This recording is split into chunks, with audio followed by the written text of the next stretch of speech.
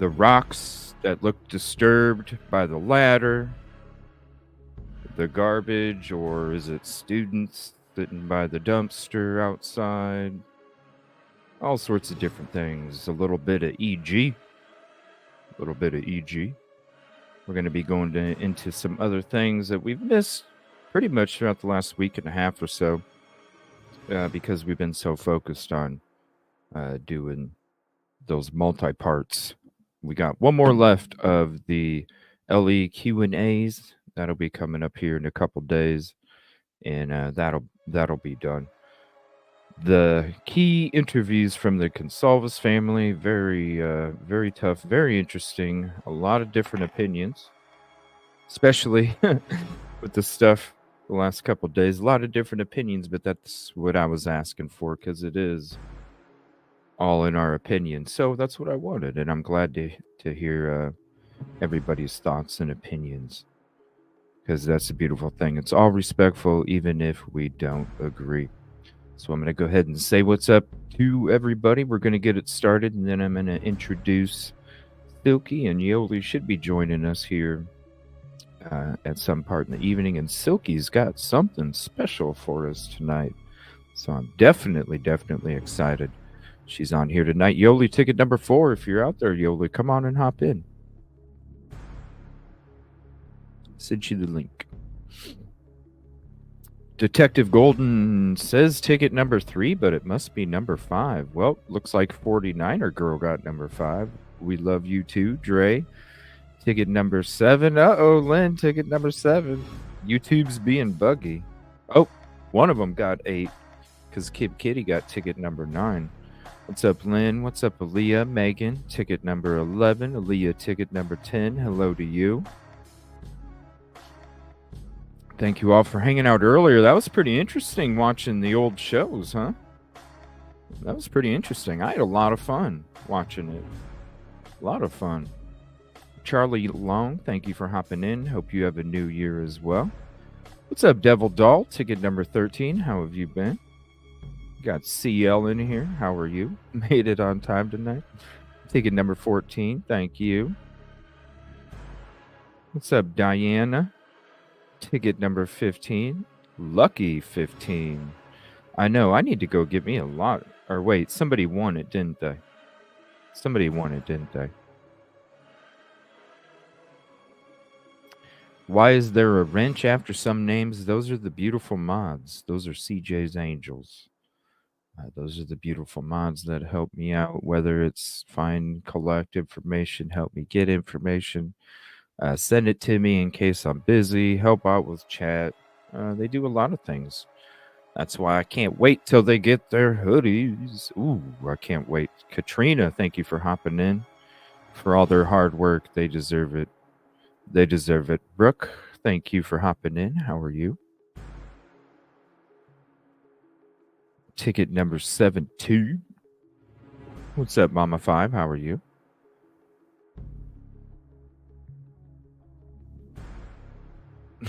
Brooke. What's up, Caddy? You and Devil Doll. Ticket number 21. How are you? What's up, Caddy? Hopefully everything's going good. Saw you had snow. Ooh, I hate snow. Can't stand it. Thank you so much for the kind words, Devil Doll. Appreciate that. Thank you, Brooke. Thank you very much. Latitude, how are you? Yes. It's just going to be an open conversation this evening. We're just going to go wherever. Plus, we got all that stuff, so... And we'll be doing more tomorrow night, too. With everything that I have written down, I know there's no way in hell we're going through it in one night. And so we'll be doing it tomorrow night as well. Ticket number 24, so we will be back tomorrow night. Latitude number 15, and we'll be continuing everything that we either didn't get into or continuing what we went into tonight.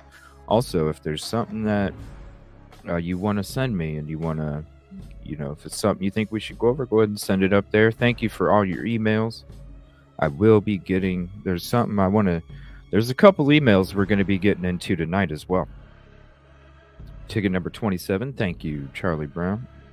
We'll be getting into a couple of them as well. I want to say shout out Doc Thrifty. Thank you as well. And I hope you're doing good too, buddy. And Happy New Year.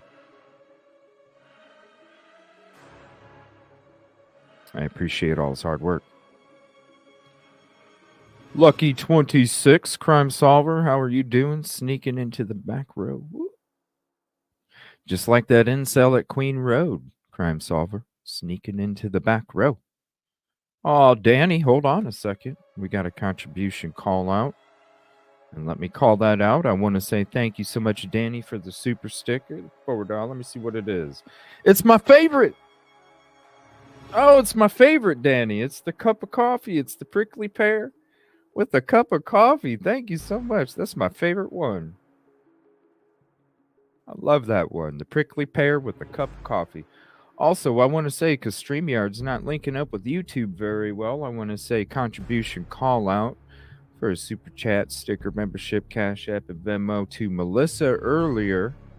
In the earlier show, Melissa became a member of the Evil CJ show, and it didn't show me on StreamYard, but then when I went to my YouTube feed, I saw it, and I'm like, well, ain't that a bitch? So I wanted to apologize to Melissa, and I wanted to say thank you for your contribution this morning as well, for becoming a member of the show. I appreciate it. I couldn't believe it. I don't know what's going on with YouTube and StreamYard. It's, and you guys are the community, and like, come on, they already get enough chunk of it, so I don't understand why they're not taking care of you guys. The inside,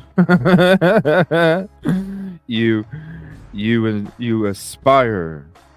That's awesome. That's awesome. What's up, Lola? Always coming in with comedy. I want to bring somebody else that's always coming in with comedy too. One of our special guests, Silky Southern Tea. You got that neon on the thumbnail. Silky Southern Tea, what's up? How are you? I'm good. I came with my cup of coffee, so I am. Can you show us that? I'm planning to be. Yeah, actually, someone made it for me. It says, let me get it in the camera. Here, let me do a solo shot. Let's get that full can in there. Whoa, that's a lot on there, Silky. That's a lot. It says, tough enough to be a correctional nurse, crazy enough to love it. Dang, I love it. What is that? Would somebody do like that with a cricket or something? And yeah, I don't know. A lady at work had it made for me, so yeah. Well, that's the thing. We got some abilities to make that stuff too. So I was actually once I get my because I'm going to use a Facebook store for my merch. I'm going to use Facebook. Really? For it. Yeah, I'm going to use Facebook for it. And I already have it. I already have the store. Like, I could navigate the store in my head with how it's all going to look like. And so that's going to be one of those things where everything can be totally customizable with it, like for any of the merch, and that goes for you too if you wanted to use it as well.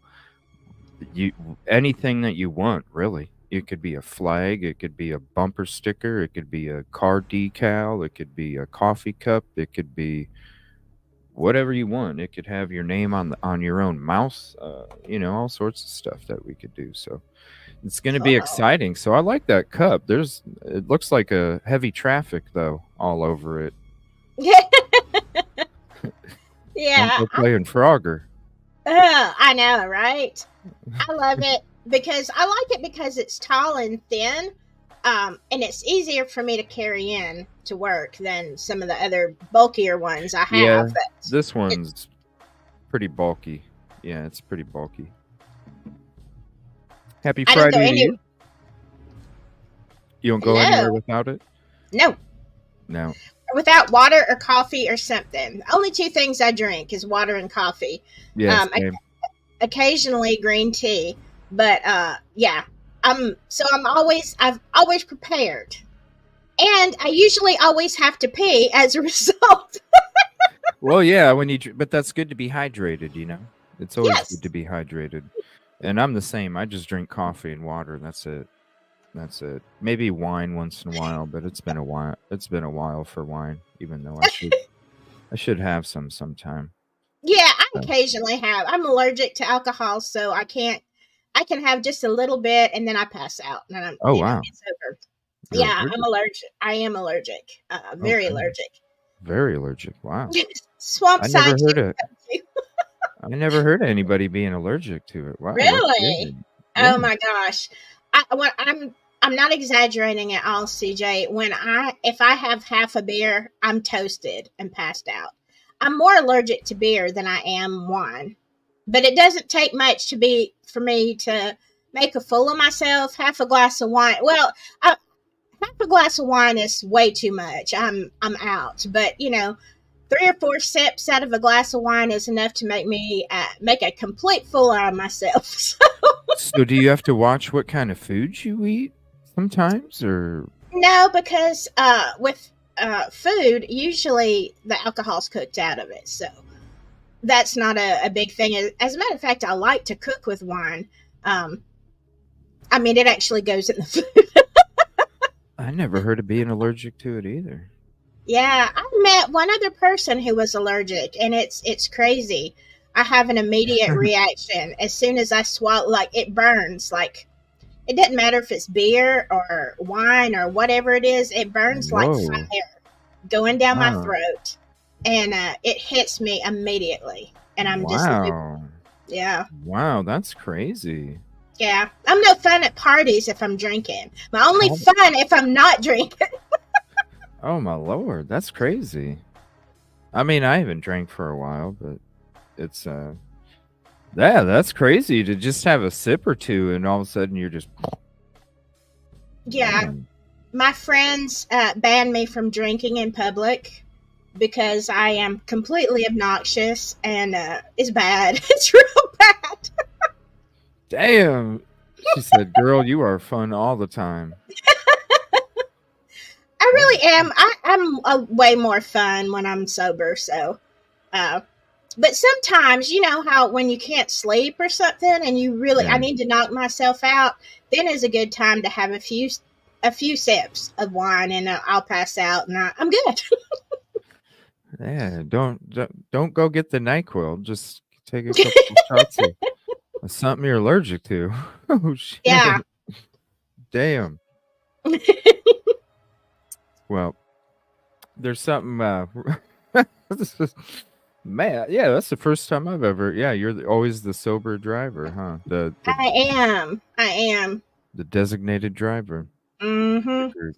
Yeah, Yeah. it's when I used to do marketing, it made it very difficult because I was invited to a lot of places where, you know, they're serving wine and, everybody's just having a little bit. Nobody's getting stupid or over drinking, but, people would kind of expect me to have a glass of wine. So sometimes you have to just kind of carry it around with you unless I had a driver. Man, you couldn't just say, "Hey, can I have some Sprite?" and put a dab of Diet Coke in it or something and darken it up and Usually, yeah. yeah, usually, I don't know. I don't know, but Something. it's true. Even Megan, yeah, even NyQuil, that's one of the biggest things that not only all the drugs in it, but Right, NyQuil, 'cause it does man, have alcohol in it, doesn't it? yes. Yes, and I'm Oh, that's out right. snoring and drooling. I'll be drooling, waking myself up snoring. That's right. I forgot it does have alcohol in it. Hmm. Right. That's I right. sleep real good with NyQuil, though, I'll tell you that. I can't take it because good luck waking me up. I don't ever like even if I'm sick and I take something at night, it's Dayquil. Because if I take NyQuil for some reason, I don't wake up for like 15 hours. It's crazy. Wow. Yeah, it's Wow. crazy. That's why I just quit taking it. Because I can't Yeah. even wake up from an alarm when I take it. It's like straight Wow. 15. That's it. Wow. Megan. Uh,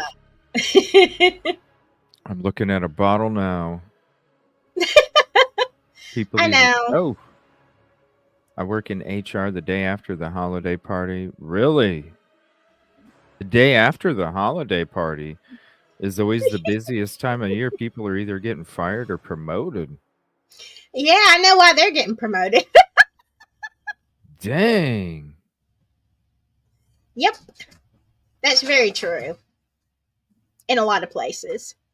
Yeah, crime solver. I wake up from it and I'm like, is it day or night? Like, is it, because usually if you're not feeling good, it's in the winter time. So it's dark at 5. So then you wake up at Yes. 5 and then you're like, is it 5 in the morning or 5 at night? And it just throws you all off. Yeah.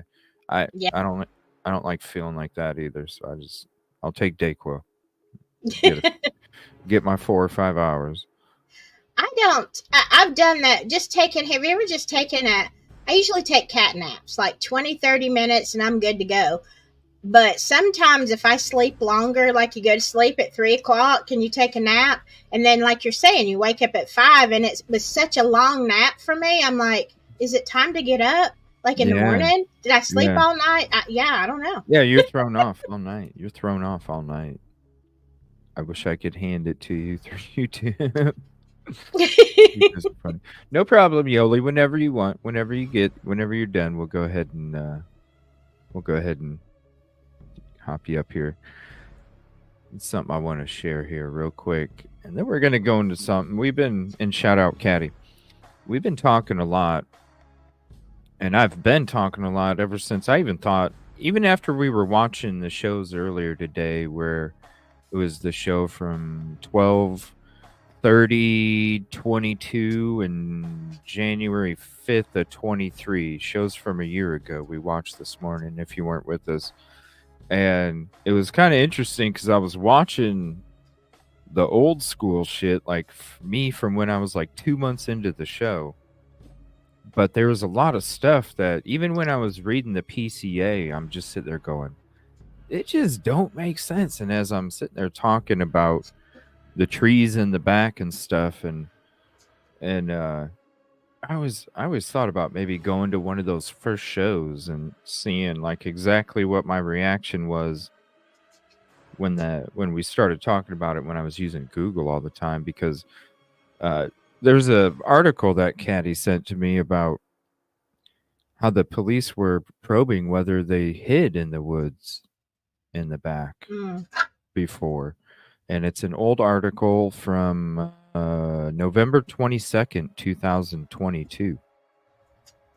So I thought we would check that out, and I think it has a little video with it, but I thought we would check it out. I was like, man, it's, when people talk to me, send me emails or whatever, and it's about the intuition that I have when it comes to this stuff, when it comes to, just things that make sense and things that maybe people might not agree with necessarily, but then it really does come out certain ways. And so it's like, you know what? I kind of want to go back there and see exactly Yeah. what I was saying. Because when I was talking about all the shows before, up until today, in my mind, I'm like, yeah, I was sucked into the mainstream media shit until after a few weeks after the PCA came out. But as I was watching those 2 episodes today, I was like, oh, hell no.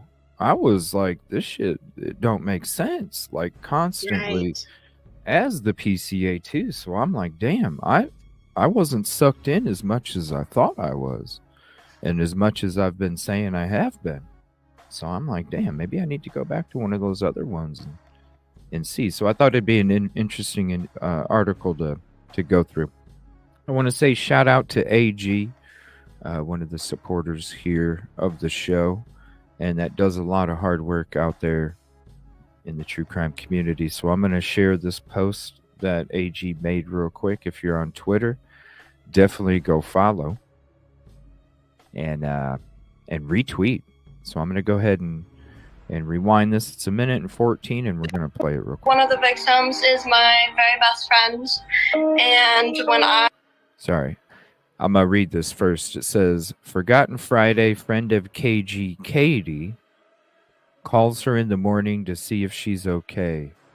Why would she call to see if she was okay unless she knew something happened in the morning? Just more corrob that the students knew early in the morning. Vandal alert, 1 p.m. 100%. That's why I'm saying this vandal, like the vandal alert for the shelter in place was out 2.5, 3, so many hours before the frickin' LE even showed up. Before they even confirmed it with the Consalvas family, according to them, because they were getting calls at 1. So if they were getting calls at 1 o'clock, yeah, there was a lot of talk going on before the parents got the call, because I don't think anybody's going to call the parents unless there's been other talk going on first. Right. You're not it doesn't gonna make sense. You're not gonna sit there and I'm talking a lot of talk before you ever call a parent and say that their their loved one has been, I mean, I don't even like saying it because of just shit that happened at a school yesterday. Somebody Right. called the parents and said somebody came in and gunned the place up, which it wasn't right, but it was still a crazy ass story. And you're not calling the parents the first time you get a message or a text or a quick, you're not calling the parent. You're going to find out what the hell's going on before you call the parents. So you're going to be chatting with people. So yeah, they were talking way before. That's just my opinion. There had to be talk. Yeah. Well, I mean, if there were people all in the apartment, definitely there were. Y'all know, how Before people they were are. even called, right? Before they were even called. They're Snapchatting, they're doing everything. Hey, did you hear? Whatever. That's going on. So, all those hours, I have a big problem with the time lapse, and I just think there's a lot to that story. That's just my opinion, but yeah, same here. What's up? Typically, it's been a lot of. I mean, that's what I was. Hell, when I was watching the PCA read through, when that's the first time we found out that DM was on the second floor, not the first. And I don't know how many times when I'm reading that piece, or when I was reading that PCA back then that we were watching today, and I kept saying this 8-hour delay, you guys.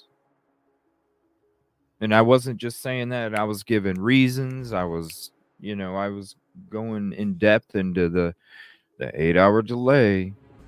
Mm-hmm. For sure. So yeah, I mean, and you're right. There were students standing out there that the LE never could figure out how many. And that was a good hour before Christie was called. And then you got the university, you got everybody else, and that's almost what it seemed like when we were watching shit. Hell, we were watching the press conference. We started off with the press conference that BK was arrested on 12/30 that they came out with. Then we started with me reading the PCA, the fresh when it came out, and they did. It's almost like everybody else knew but them, even at that press conference. Because Silky, they had the guy in custody. They just arrested him. It was a press conference that they just arrested, and there was a question from a reporter, and they said, "What was the key thing that led you to the arrest of this individual?" And he said, "That's something that we have to keep to ourselves for the integrity of the investigation." You just fucking arrested him. Yeah. What do you need to hold to you? You know what I mean? It's the same. Have you read? I know that you probably don't do the Long Island SK case, and I've done several of them. Man, that is a fascinating. Yeah, I've done several episode should do a show on it sometime, because we should. I have a lot. it's a good, and I've got to catch back up because Delphi went crazy and I stayed with that for a while. We But should. if you want to see a PCA that is I read perfect, it. I read it. I mean, I couldn't. I couldn't get halfway. Like once it started getting to the it's a hard read. Yeah, I was like, oh gosh, yeah. Yeah, it is a hard read, but if you look at the details in that PCA, I mean, that whole case is laid out in that PCA. There's like, you're sitting there thinking, how on God's earth is anybody ever going to defend this guy? Not that I think that he needs to be defended, but it's legal, okay? Due process. Right. But if you look at a PCA like that, and then you look at something like Idaho, which, by the way, is better than Delphi still, it's like, what kind of monkeys wrote these, clowns, nutballs? It was so sloppy. Like when I was watching myself, I'll keep referring back to the show earlier. I was watching myself from a year ago going through the PCA fresh, and I'm looking at the pictures, there's pictures that they had drawn out for the route. Yeah. And I'm like, I'm sitting there going, I can't even, this is so hard to see, you guys. Like, it was horrible. It was a slop job. It was a bunch of shit that was thrown together. And when you have like one of your statements that says that you reviewed Nunez's body cam and that's how you noticed that there was a dog in the property, like, why did you have to rely on somebody's body cam? Why didn't you just talk to the dude? He almost wrote it like he wasn't even there because it's always him following somebody or being, shown something and it's like, and then you talk about the routes and it's just, it's like somebody said, hey, you got fucking 1 day to write this fucking PCA. And he was like, shit, how am I even going to do this? And it's like he stayed up all night, didn't get no sleep.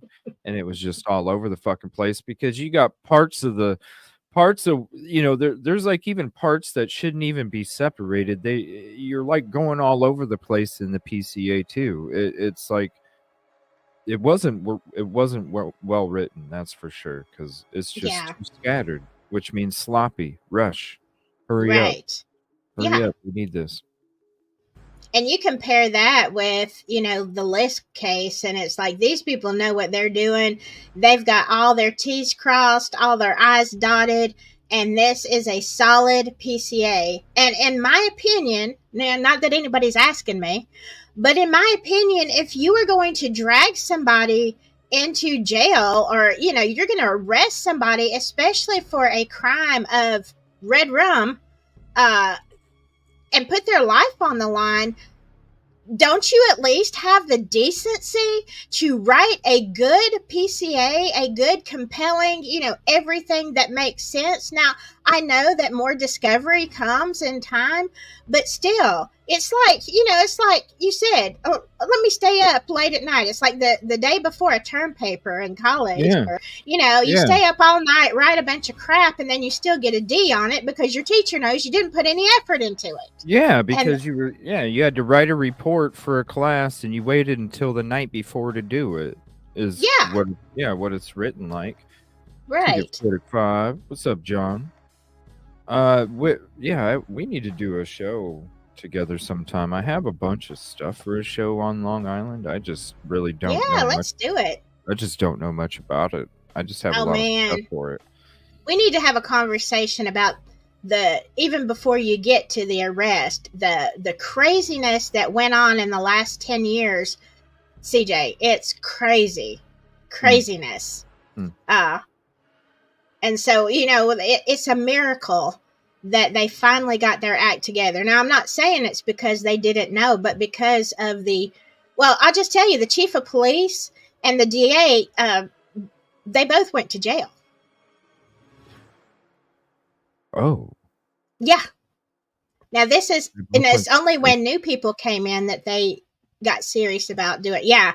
When I tell you the List case has so many ins and outs and books written about the corruption up in Suffolk County. And wow, you're like, holy crap. It's a miracle that they ever got some decent people in there. But once they did, boom, they were on it, and they made it good. They made it up for all of the buffoonery that had happened. Wow. Huh. That's crazy. The DA and the Well, who? the DA. Let me back up. I'm pretty sure he did face charges. Yes, it was the chief of police. His name was James Burke. Can't remember the DA's name, but they had a whole corruption ring going for years, and they both got. Which allowed him to get away with these crimes. Well, here's the thing: we don't know how much James. The whole reason they couldn't catch Lisk is because James Burke wouldn't let any authorities in, the FBI, I mean the state police, nobody. He's like, "Oh, we can do this. We can do this case." So the bodies keep ego. Well, you think that was my first thought. Ego and incompetence? No. Well, that was my first thought, of course. But no. The problem was he was such a criminal, and he was running his own criminal ring. The chief of police got busted for I don't know what I can say on here. Paid relations with ladies. Oh no! So he didn't care if they went missing. No, and a whole lot of other stuff. That was just the tip of the iceberg. It goes very dark in that case, and so you had him, and his best friend was the DA. So imagine that. They had Suffolk County wrapped up for years, and this went on for a good long time. And then once they finally got busted and sentenced and sent to prison, which they didn't get as much time as they deserved by any means, it makes you wonder if he was complicit in some of the stuff going on. But they got a new police commissioner who cleaned up everything, and she got some new people in, and they called every agency in that was willing to help with that case. Like, no holds barred. If you could help, we'll take your input. And so they very quickly, with all that help, where they were kind of scouting out Rex Heuermann. They pretty much thought that was him, but they had to build a case and build evidence. So over the course of a year, I mean, they were on it, his burner phones, the whole 9 yards, tracking him where he went, everything he did, unbeknownst to him. So by the time they made that arrest, they had so much on him. It's pretty, in my opinion, it's pretty airtight. Wow. And it's an amazing story. See, people, they can be corrupt. It's not that we talk shit or we're not supporting the blue. We support the blue. It's just shit like this can happen. Exactly. Wow. Even prosecutors too. Yeah, like Bill. Yeah. And it went way back, actually. That relationship between the DA and James Burke, who was eventually the chief of police, that went back to when Burke was a teenager and was a star witness for a friend a school chum that got unalived.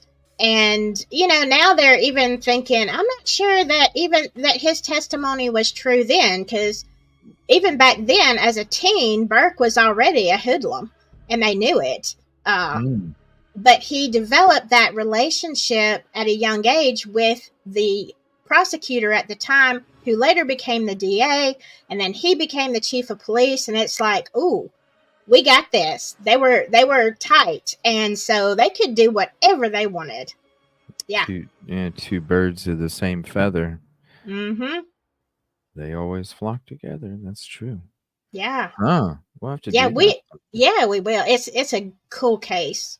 And there's so much more developing stuff on that, all the time. So, I've been saving a lot of. I have so much shit for it to do a show if I ever do.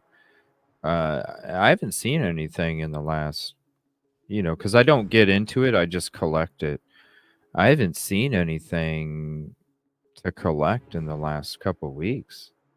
The only thing that I saw that's really significant is Rex Heuermann's. They found her hairs, a couple of her hairs, on the bodies, but they just thought it was a transfer.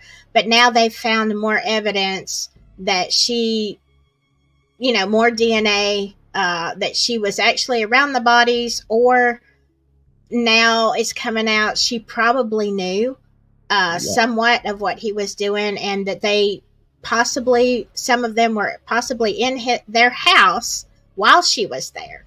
That's not, she hasn't been charged yet, but there's a lot of evidence that is pointing towards her being complicit. So, I mean, it made sense when it first came out. It was like, how can you not know the dude's killing season where it's given it? Really?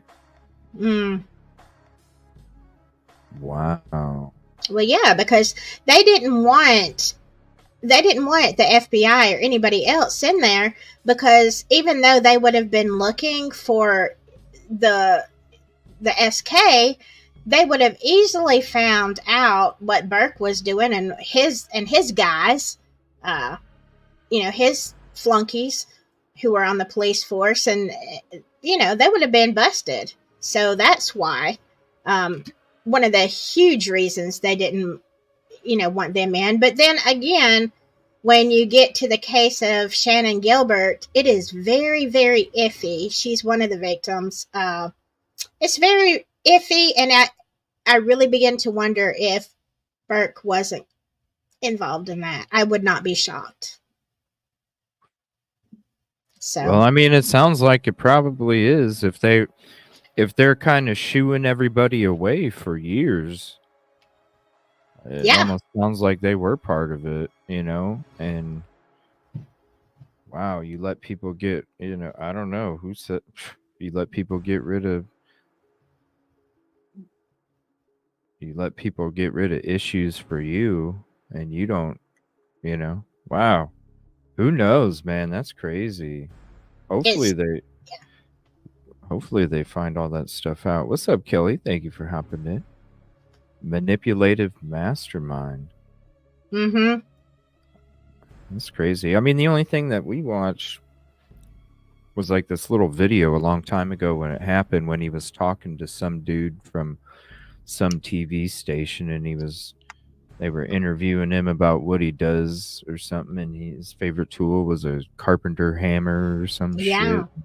It's just a really weird freaking interview. It was. It was. And there was a lot to that. I've seen that interview explained too. Very interesting. But yeah. It almost sounded like he was talking about doing what he was doing, but they were projects instead. Could be. And that was his hammer. Yeah. So, there's a lot. I'm glad we started talking about this, because it just reminds me how much I love that case, and I need to do some more episodes on that one. Yeah, we should. We'll have to plan that. Maybe next week sometime. When you have an evening or something, we can get together for an evening and have a show about it. Right, yeah. It was about 3 to 4.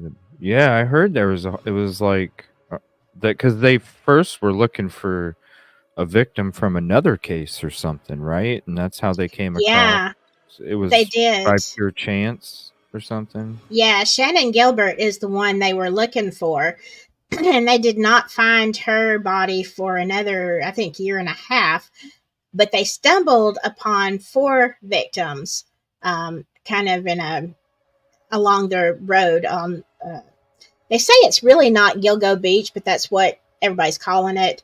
But in this remote place, there was a as you go down Gilgo Beach, apparently in Suffolk County, there it's a very ritzy area. Okay, there's doctors and lawyers and just people that are very well off that have beach houses, and they say it's very remote. Like, really, the only people that go down there are the people that live there and maybe just their company or whatever.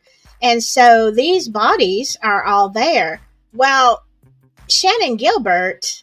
Now, they tied those bodies to Rex Heuermann, but Shannon Gilbert was there. Okay, and here's one of the reasons that they didn't really pursue it as much as they should have, because, unfortunately, these ladies were workers for money, okay? Yeah. And, and it's like they were just, had it been somebody from a wealthy, prestigious family, or if all of these people had been, I'm sure they would have been on it. But, the mindset is, oh, well, they kind of deserve what they got, right? That's the way society, unfortunately, doesn't see women as people or men or whatever.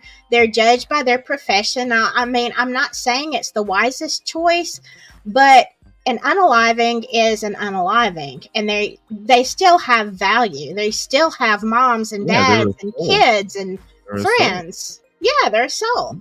And so Shannon Gilbert went out there. She had a private driver that took her to a doctor's house out in that area in Gilgo Beach. And probably she was drugged, and I don't know. There's a lot to that story, but she goes running down the road. She's terrified, and they've got the 911 call.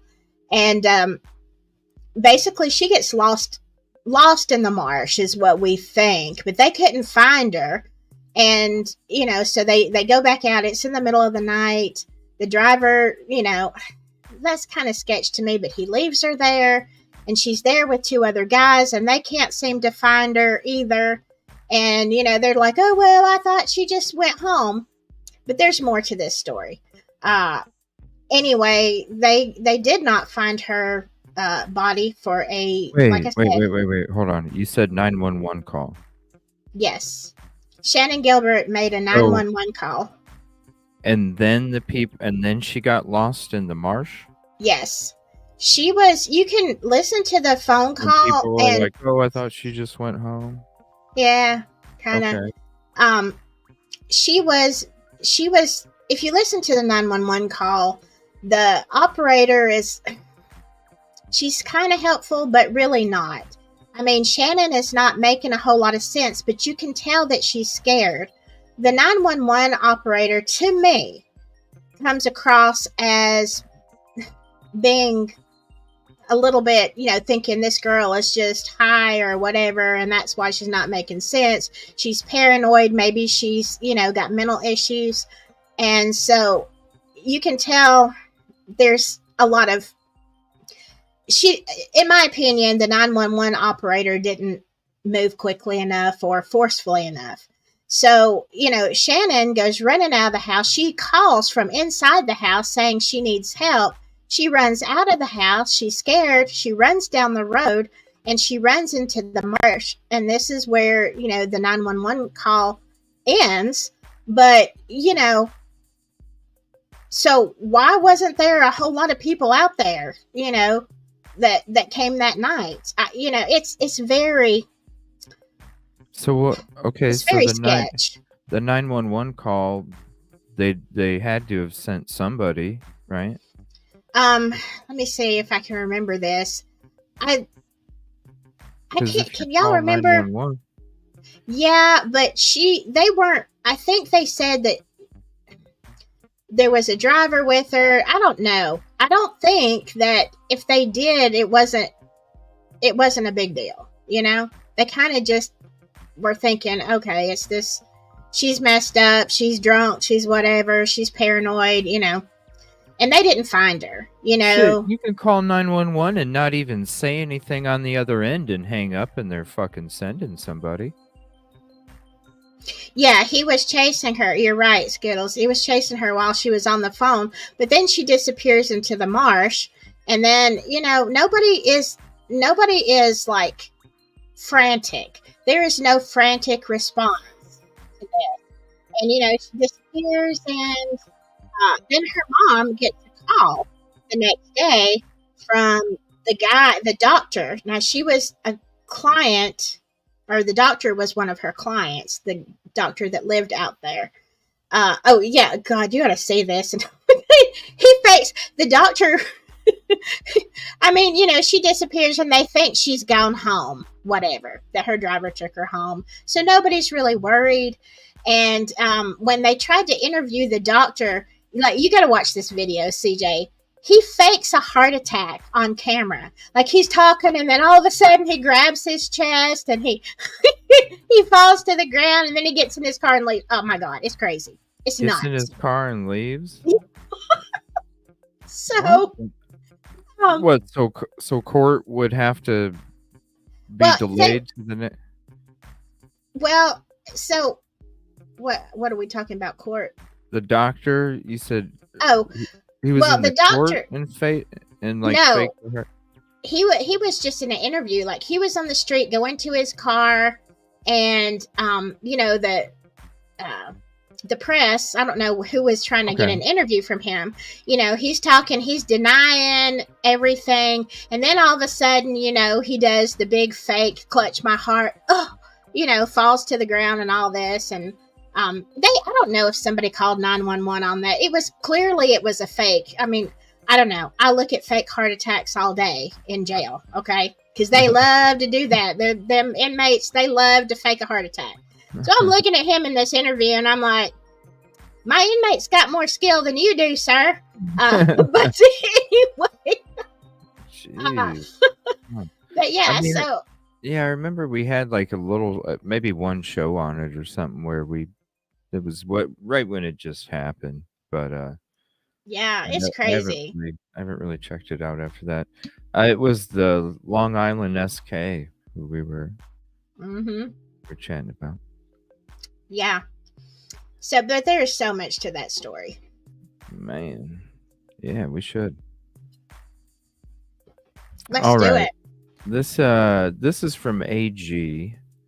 And if you're just hopping in, this is a post from AG, and we're going to play this little video here. And we're going to talk some of this, because you even got something special tonight for Idaho Four Silkies. So I want to make sure that we have time to go through that. How long do you think it would be to go through that? Which one? The PDF. The first document that I sent you. Oh, there's two? No, I sent you just right before the show. I sent you the links to the two articles. Oh, an email? Yes, but I did that last. What I sent you yesterday. Okay. I would want to, before you show that on screen, that some of it needs to be redacted. Because yeah. Because I don't want to dox anybody. Oh yeah, I did see a little bit of it, and I was like, oh geez. That's why I didn't get to fully check it out, so that's why I thought. Well, yeah, I need to look more into it and follow. There's some things that are concerning to me. But looking at the two reports, the interviews that he did is very suspicious. And I just tell you, I have been studying statement analysis. Okay. Yeah. And I have to pay money to get a certificate for training on this. So it's probably going to be another month or so, but, really been looking at stuff. And when you look at what the driver said in the interviews, and I wish to goodness I had the full, because when somebody's writing an article, it may be just a little bit different. I wish I had the exact transcript of what he said, but he says enough in those articles to make you go, holy crap, what is wrong with you? Right. Yeah, because when we were going through a while back, we were going through some of the pictures of some of the items that the person was posting on their social media, Mm-hmm. and it was like, holy shit. And you're the last one to see him? Exactly. And Yeah. that's the thing, CJ, crime 101, right? Who are your biggest suspects? When you have unaliving, let's just say it's a single female, like just one victim. The first thing that they're going to look at is their boyfriend or their husband, right? Because there's a high percentage that it's somebody that they know. Okay, but now in this situation, you have 4 people. And so when you have, it's obviously not, just a personal one-on-one, most likely, because 4 of them. But you're gonna try to talk to, and your next level suspect is gonna be the last person that saw them, right? The last people that saw them alive. And those people really should be looked at very closely. You know what I'm saying? And there are just some things that are sus to me. Because he was cleared like within the first day. So how are you gonna? I mean, I'm not saying that he's guilty. This is speculation. How are you gonna clear somebody? And the reasons that he gives are like crap. Maybe because your wife works for somebody. Yes, that could be a big deal, huh? Just maybe. Just maybe. Let me help you out real quick. I was shocked because when we were going through some of the Gonsalves interviews, the key interviews, and they talked about how such a good relationship he had with everybody. I was like, oh shit, I thought that he didn't even really know him. What do you mean? Hold on a minute. What? Yeah, just there's been little things, the last few months that have just been kind of like, yeah, but I think it's about time we start discussing them too. Yeah. Yeah, if you know the exact pages that those are on, let me know, and I can always just skip ahead to them, and we can read them. Because I would like to read those interviews. Is that what you sent in email? I sent you the links to an article by the Daily Mail and one to Law and Crime. But both of them they're similar, not exactly the same, but both of them have quotes and information, that is quoted verbatim, supposedly, of what E.G. said in those interviews, although they don't use his name. His name is not in it's redacted in the Idaho PCA, but it is in the Pennsylvania PCA. I've got a copy of that too. I'm sure you've got the Pennsylvania PCA, but his name is slightly misspelled in that one, and the speculation is, did they do that on purpose to throw, so people found him? I don't know. It was a nationwide case, but his actual name, I mean, we know his actual name, and do you have it? Because I'm clicking on mine and it's showing up that it can't be accessed. Let me see. That's weird. Let me forward I forwarded this email to myself. Why can't it be accessed? I don't know. What does that mean? Let's see. What the hell? See if you can do this one. Maybe I moved it or something. It's pulling up on my phone just fine. So I just emailed it to you. So that link should work. All right. Maybe I moved it somewhere on my hard drive and thank you.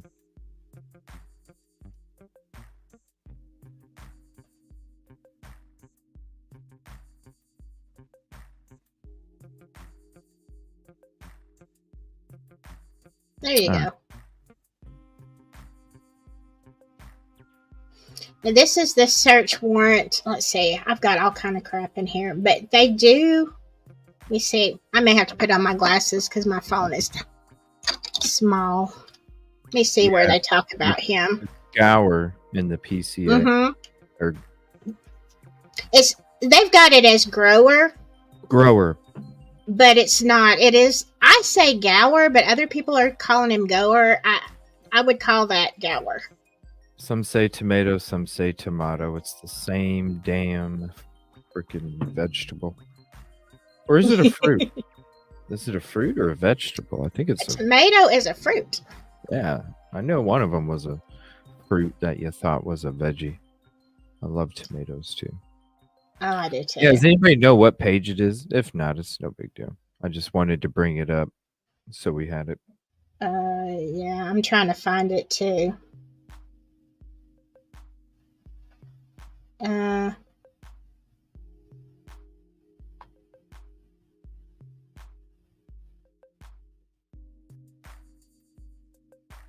I didn't hear a church bell very much. I wasn't that I don't know, that's weird. I did not hear a church bell that much.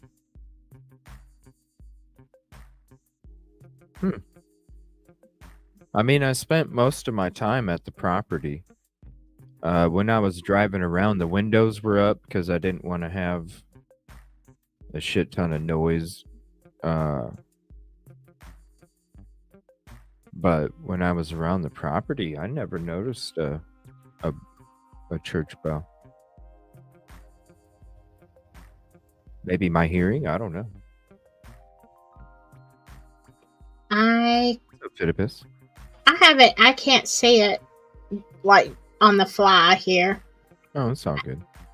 But it is in there somewhere. Yeah. Somewhere.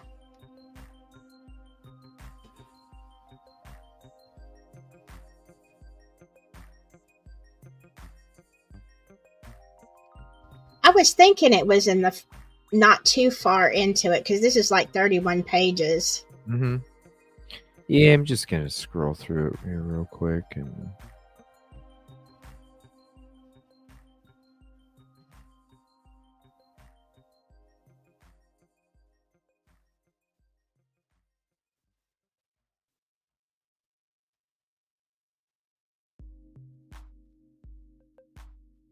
It's been a long time since I've read the one from Idaho.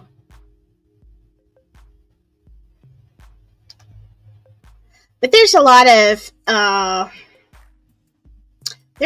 inconsistencies. And when you look at the articles, page 12.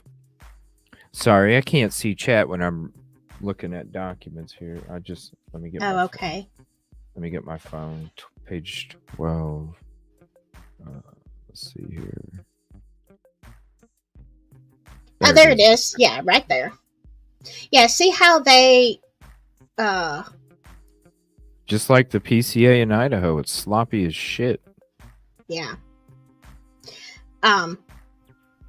If you think this is bad, have you ever read the PCA for Delphi? Jeez. No. This is so much better. You can't believe, yeah. The one in Delphi is like, holy crap. Yeah, that's crazy. I don't know. I don't recall hearing a church bell I don't recall hearing it. I drove around most of the time, granted.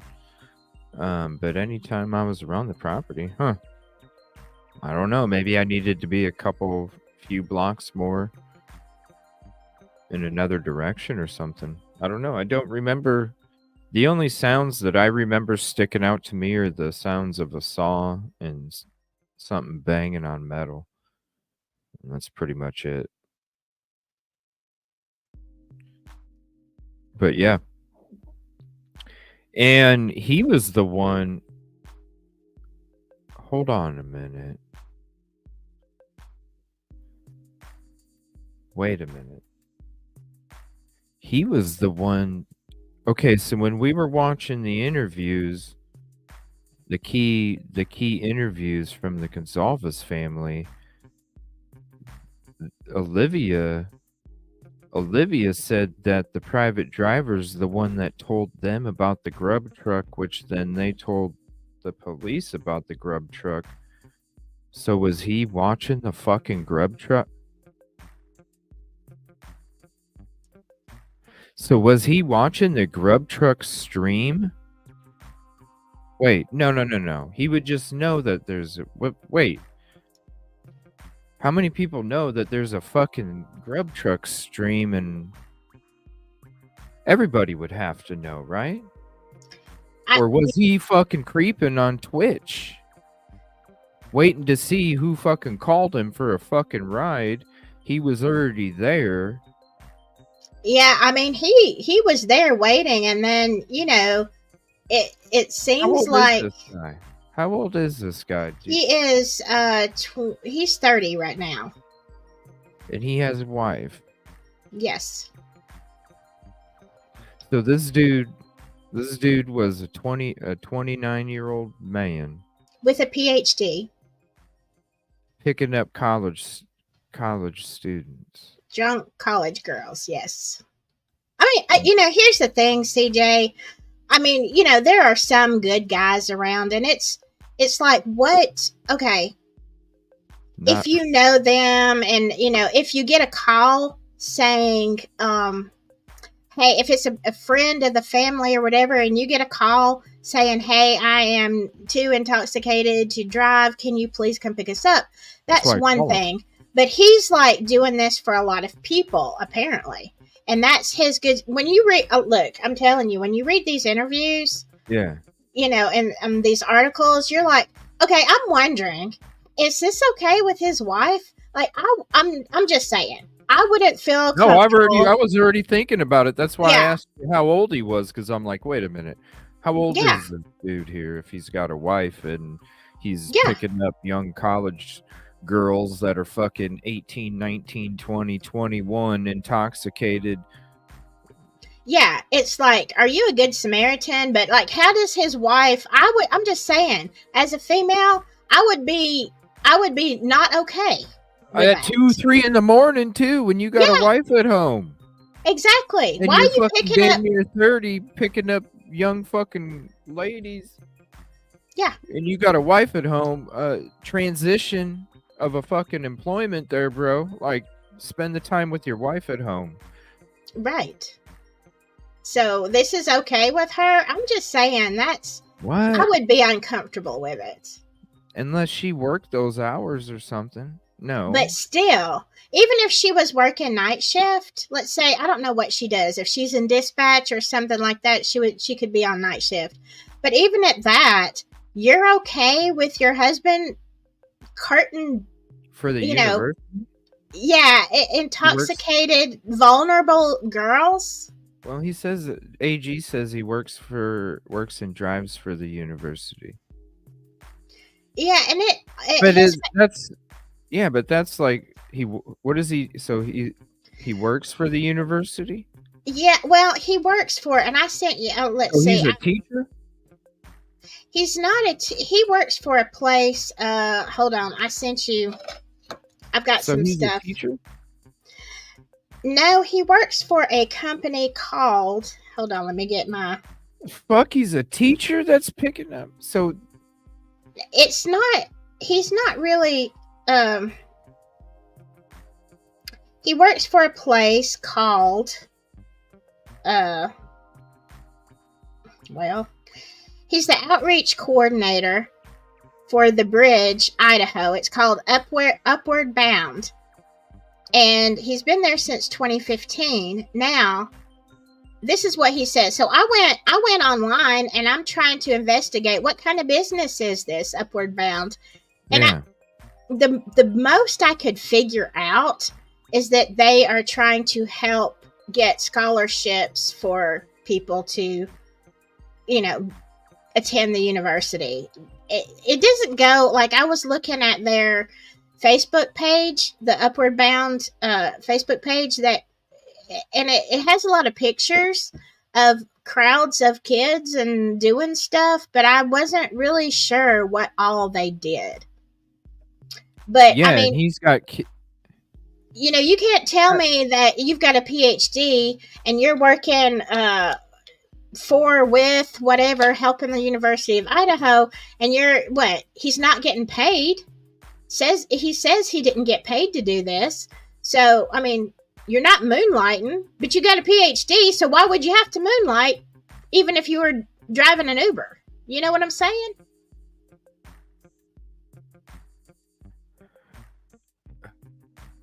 Crime Solver Bezos says it best. I'm trying to keep an open mind, and I've been trying to keep an open mind this whole time. That's why you've heard me try and keep an open mind, but damn.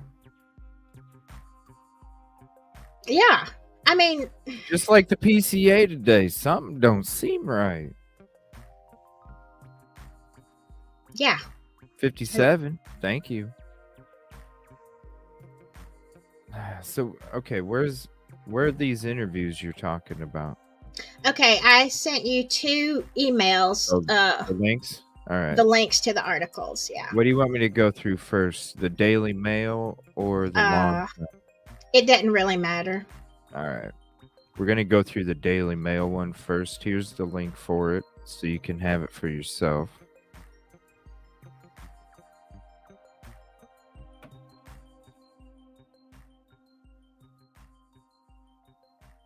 I missed the spacey, funky beat so much from hearing it earlier in the show from when I used to play it. I have to play it tonight, even though I'm going to get in trouble for copyright. I don't care. I miss this beat. What's up, American Princess? How you doing? All right, so this is the article.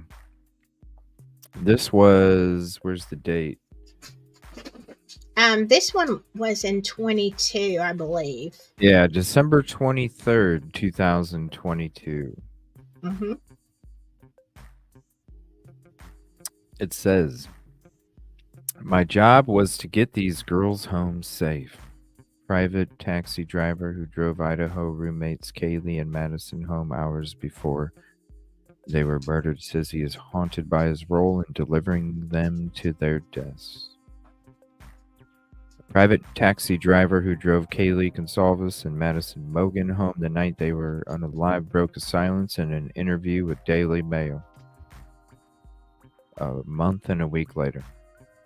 Probably about a month, but I would say more than a month and a week. He is believed to be the last person to see the pair alive after picking them up from the grub truck in downtown Moscow in the early hours of November 13th. This is quote, I had known Kaylee and Maddie and Xana too. They would occasionally get rides home and there was nothing out of the ordinary about that night, he said. He knew all 3 of the ladies. Mm-hmm. The driver, who spoke on condition of anonymity, says he replayed the night a million times over, but can't recall anything that was amiss. Did he come back to the house after he dropped him off? That's a question that's popping into my head right now. Mm-hmm.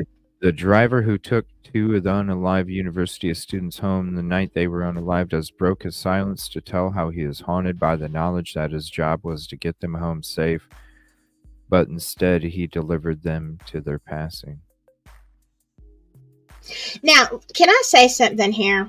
Because I was going to say it as we went along. But like I said, I've been studying statement analysis, and there are a couple of things that you need to know from the get-go.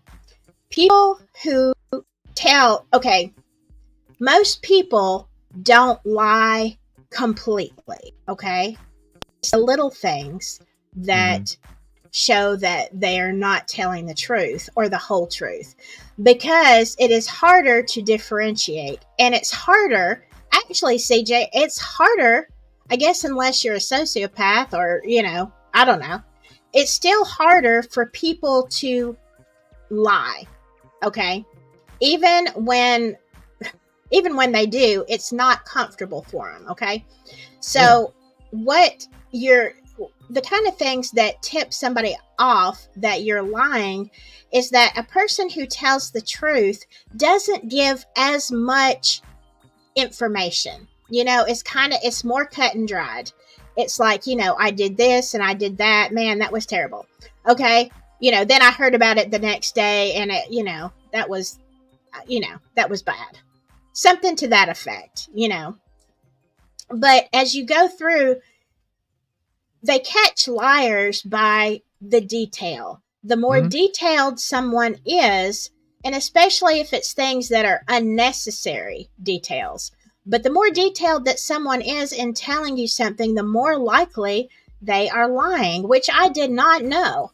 And also, like, the semantics, the way that they say things, and the way that it personally, if they go into great detail about themselves and the effect it had on them, if you're being honest, you're not going to say that much. Okay. So that's one thing, that I want you, as we go through here, to look at. Just look in. Nobody, this is allegedly, I'm just saying, this is what statement analysis is. So if you're going to just look at somebody as a suspect, you have to take that into consideration. How did they say this? What details are they doing? Are they giving us more information than we really need to know? See, that's why I'd like to see a transcript. Like, was the interviewer leading them on, asking questions that was not put in here? Or is this person volunteering the information? Yeah, that's it. That's how I look at everything too. I'm always looking at the word that's connected to the word in a 3-word cluster, because it can change the sentence in either direction depending on the middle word between the 2 words that are connected to that cluster. What do you have to do for this statement analysis class? What is that? You just go to a community college and you take the course or something, or what? No, this is actually, there's one online offered, but I've got it saved somewhere in my phone. Send me the information if you can. I'd be interested to do, because I've been wanting to, with the way that I kind of dig into this shit, I've been wanting to kind of go beyond YouTube with something. So I'm looking for some kind of direction with something to not only go beyond YouTube, but to add it to my YouTube content. So, me too. The one online is offered by a former LE who is, a trained, seasoned veteran in statement analysis. And this course is through him. And I think it's online, but I think you have 4 months to complete it. So, so I was looking at a lot of stuff because, it's interesting he goes through, his cases that he has reviewed, like John Benet Ramsey and stuff like that, and points out things. And it's very interesting. But I'll send that to you. Yeah. Okay, it says, speaking for the first time and exclusively to Daily Mail, the private driver who was probably the last person to see friends Kaylee and Madison alive said, "It weighed on me. I've replayed the night 1,000,000 times over, trying to think if there was some sign or some detail that something was amiss, but there was nothing. It's not lost on me that my job was to get these girls home safe, but that didn't really help this time. It is approaching 6 weeks." All right, let me see. And it says, the shocking unalivings marked the first homicide. Today, the man who drove Kaylee and Madison home has recounted his recollections of the night and claimed that the community is living in fear with little faith in MPD. Let me just say, just put that in a file in your brain that he says the community's living in fear, okay? Because later on, he's going to say something different. Yeah, they were all saying that from the very beginning when the news people were out there in the parking lot. Right. Speaking on condition of an inanimate, that word. I had known Kaylee and Maddie and Xana too. They would occasionally get right. Okay, so it's something he said already.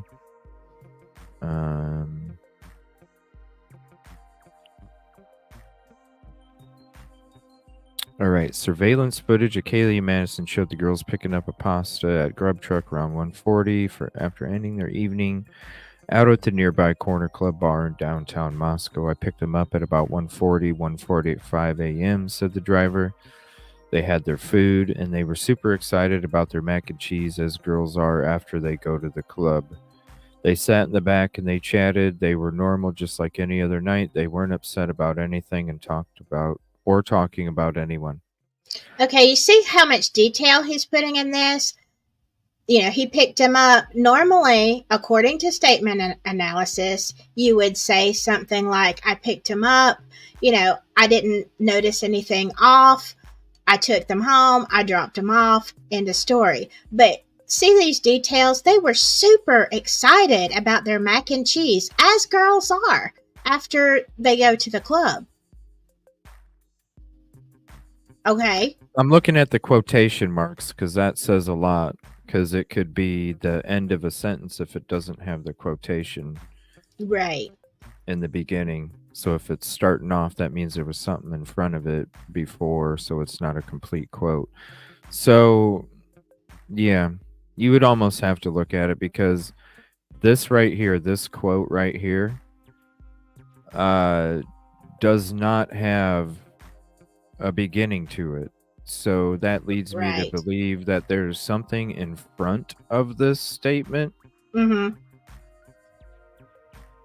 But I'm still stuck on the one above it, where he goes into detail about how they were excited about their mac and cheese, and as girls are. Okay, again, he's trying to put that baseline there. In his words, there was nothing abnormal. There was nothing off. Although there have been reports that one of the girls, I can't remember if it was Kaylee or Madison, but one of them was supposed to have been got sick at the club. A couple of people have said that. But, you know, he's saying they're just excited about their mac and cheese. And, you know, that's the way girls are. Again. Maybe it could be. I mean, he is having it. This is Daily Mail. So I love their videos, but sometimes their articles do go a little crazy.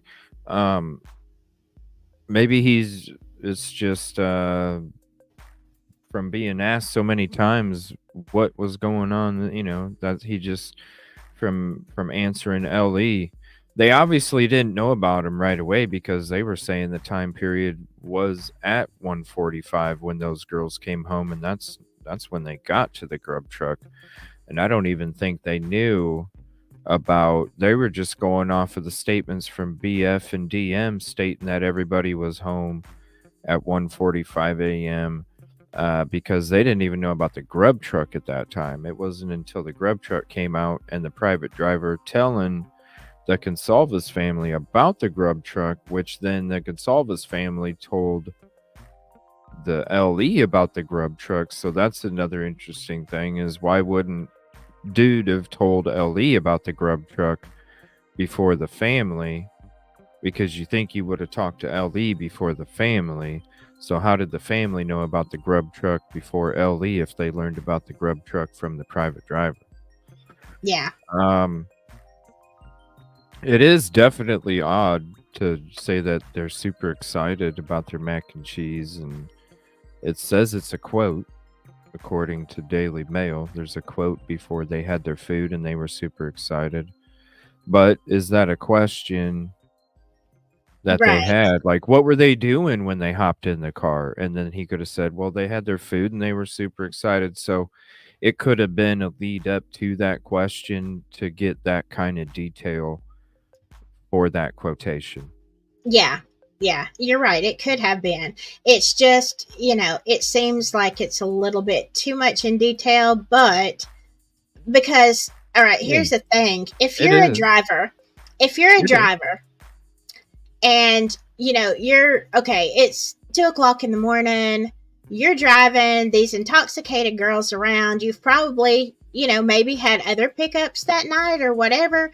You're out here. Oh, all night. Yeah. Yeah. So, you're like, whatever. You've probably, honestly, most people would have tuned them out. If you have nothing, if you're not focused on your passenger, okay, then you're like, well, you remember things like, I remember them being, kind of noisy. They must have been excited. I don't know, whatever. I just remember them being noisy and, excited. It just, but yeah, the interviewer could have said, give me all the details, Mm-hmm. and we don't know. But just going by this, I'm like, if I was a driver and I had picked up bunches of loads of, intoxicated people, I would just be like, oh God, I wish they'd shut up. Yeah, right here.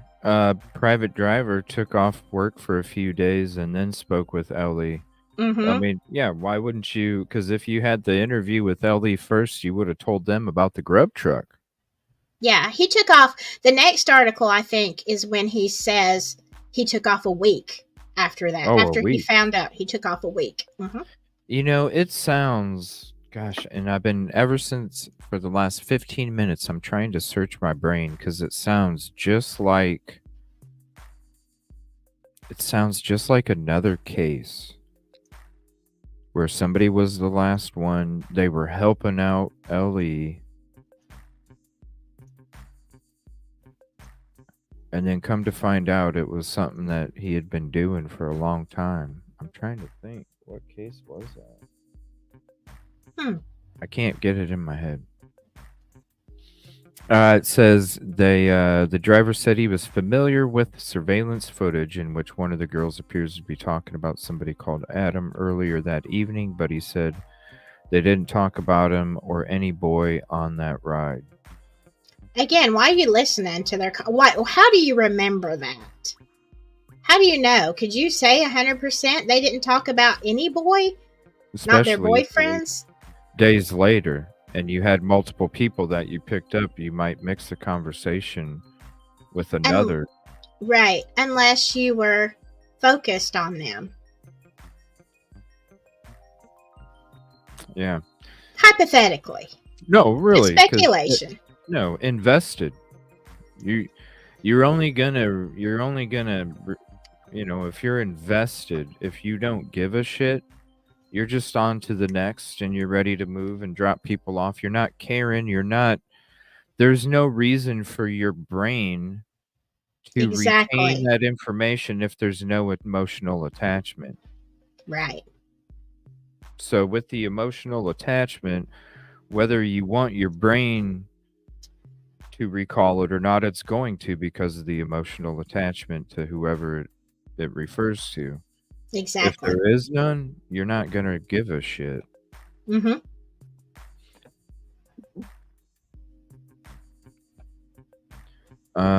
Let me see. Moscow police have contacted Adam, who have they described as cooperating. I'm sure everybody was cooperating.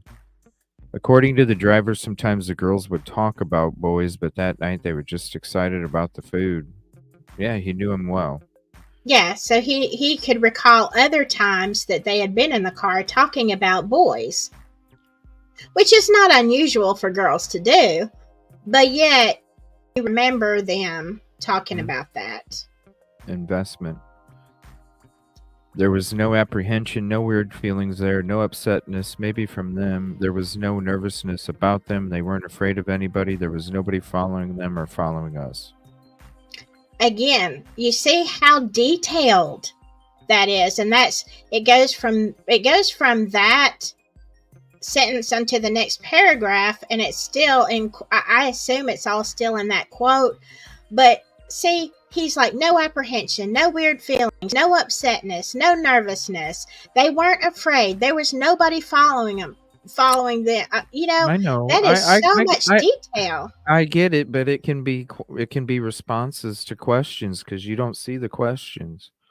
So the detail, I mean, I get where you're coming from. There is detail, but I'm looking at it too like, okay, what was the question? I want to know what the question was. I want to know what the questions were and what the, these Yeah. answers. I want to know what the answers were in the question that asked it. And then I want to see if there's evasiveness. Not necessarily. It may look like a Right. lot of detail right now, but depending on that question that was asked, it also could look like evasive. Like right here, what if he said, what if he asked something and he was like, hey, there was nothing weird? That could be evasiveness instead of Yeah. detail. You know what I mean? So True. I would like to see the questions, but I doubt we'll Yeah. ever. No, we'll never know. I doubt we'll get to. There was absolutely nothing about that ride that was different or abnormal. They were just typical sorority girls talking away, and half the time they don't pay a whole lot of attention to us drivers. We're just kind of doing our thing. They don't pay a lot of attention to us drivers. Well, I would think that you wouldn't give a shit if you have a wife at home and you're having a baby. Exactly. So why bring it up? Why bring it up? Why would you care? Sorry, I can't see chat when I'm reading this stuff. Hold on, let me see what I've missed here. We've already went through the weapons stuff. I don't have to play anybody's stuff. We have our own stuff for the weapons stuff. We already went through it. When did we go through that, Caddy? That was like a couple days after. Was that during my trip to Moscow or a couple days after that we went through?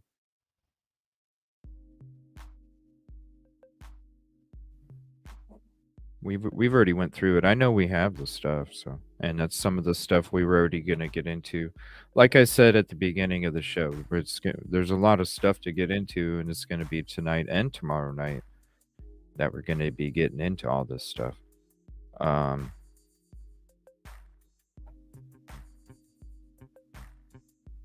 You see, the driver said he didn't pull right up to the door of the girl. He's stopping instead on the street out front.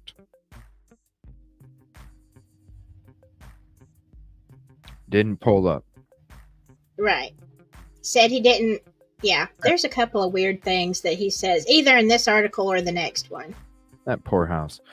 He said, I just sort of pulled up in front of their driveway. I didn't pull right into the parking lot. I usually try not to do that because that's an easy way to get robbed. Did you feel like that when you were there, CJ? What? Hold on a minute. I just sort of pulled in front of their... I try not to do that because that's an easy way to get robbed. I couldn't pull... I mean, how do you get robbed? And who's gonna rob you there? Like, yeah. It's not downtown Chicago. Exactly. All they do is where was all the robberies that were taking place for somebody to feel like they were gonna get robbed, dropping off to pull into the driveway? You know, I'm not going to pull into the driveway because I could get robbed. Yeah, at 2 a.m. Somebody's gonna... There wasn't robberies taking place all over. Placing him so far from the front door. Yeah, he just pulled up in front. Yeah, he didn't stay. That's the whole point. He makes it known that he just dropped him off. He didn't stay. In one of these articles, he says that he did not watch them walk to the door. So he's establishing, hey, it was quick. I stopped. They jumped out. I left. Because I was afraid of being robbed. I never felt any threat. And listen, I'm just being honest. I grew up in the street. I know awareness, okay? I know there's the sense where you just pick up on little things when you're out there. You know your fucking surroundings when you're there. Like, you know it from the senses, and that right there, I never felt once that I was ever gonna have it. I don't know. It's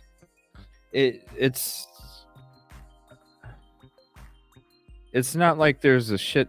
The people that were around there it's not like they were sketchy people either. It's not a rundown area of Moscow. Right. There's not a lot of robberies taking place. There's not, I mean, hell, you don't even hear about the little shit taking place in Moscow. All of it is just freaking complaints about music. Right. Who would that? Why would you? And if you knew them, right?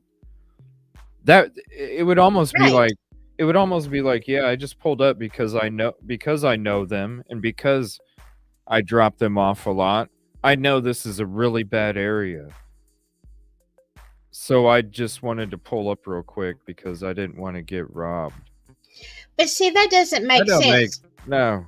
Because, I mean, maybe it's a southern thing, but down here, people, even though it's 100% safe, like, I know the areas that my friends live in, but if I'm dropping somebody off at night, I wait till they not just get to the door, but get inside the door and shut it before I leave. Especially if you're a dude, even if you're not emotionally connected to these ladies, it's still a lady. It's still somebody's daughter. It's still somebody's maybe future mother. Like, you got to treat them like that, like they're your sister or your mother or your aunt or whoever, you know? Right. You always. So you're going to be concerned enough to volunteer your time to make sure that these girls get home safely, but you're not going to watch and make sure they're safe? Right. Doesn't make sense. I didn't. Even if I had a date and I just didn't care for the date, I'd still make, you know? Yeah. Like, still. Sure. That's especially, like you said, especially if you're doing it out of the kindness of your own heart. He says, I try to stay in positions where I can either go. Hold on, let me restart this. I try to stay in positions where I can go either direction so I can get away if I have to. It's never happened, but you hear about these things. So if it hasn't happened, how do you hear about it? Yeah, especially if there's no reports. Yeah, what are you hearing? You're listening to the news from New York City and you're worrying about it in Idaho? I mean, that doesn't make any sense. It's never happened, but I'm still worried about it. He's got a YouTuber. Hey, there's people out there on YouTube that pretend to be all fucking gangstered out and they're a puffball. You know what I'm saying? Yeah. Like, that's what this dude is. He's like, man, I'm out here in the street and it's dark. It's 2 a.m. Shit, we might get robbed. I'm out here doing it for the community. Exactly. Yeah. Going home to his wife. Babe, I almost got shot tonight. She was close. I mean, it was a Nerf gun, but still. Yeah. Turn down that King Road, babe. Shit, it was about to pop off. It was about to pop. Yeah. Oh, my Lord. Fucking puffball. Yeah, exactly.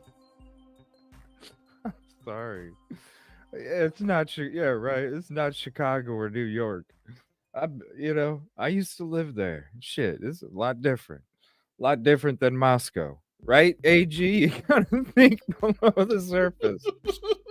It was about to pop off, babe. That King Road. Once you turn down that King Road, you gotta hit Queen. Oh, you know it. It gets creepy. Just like Vinny says, it's a dark place and you don't want to go there, but I'll take you there. You know? Yeah.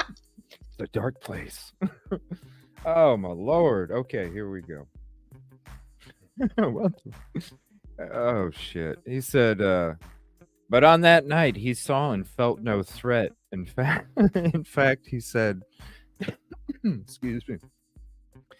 He said, sorry, my sinuses.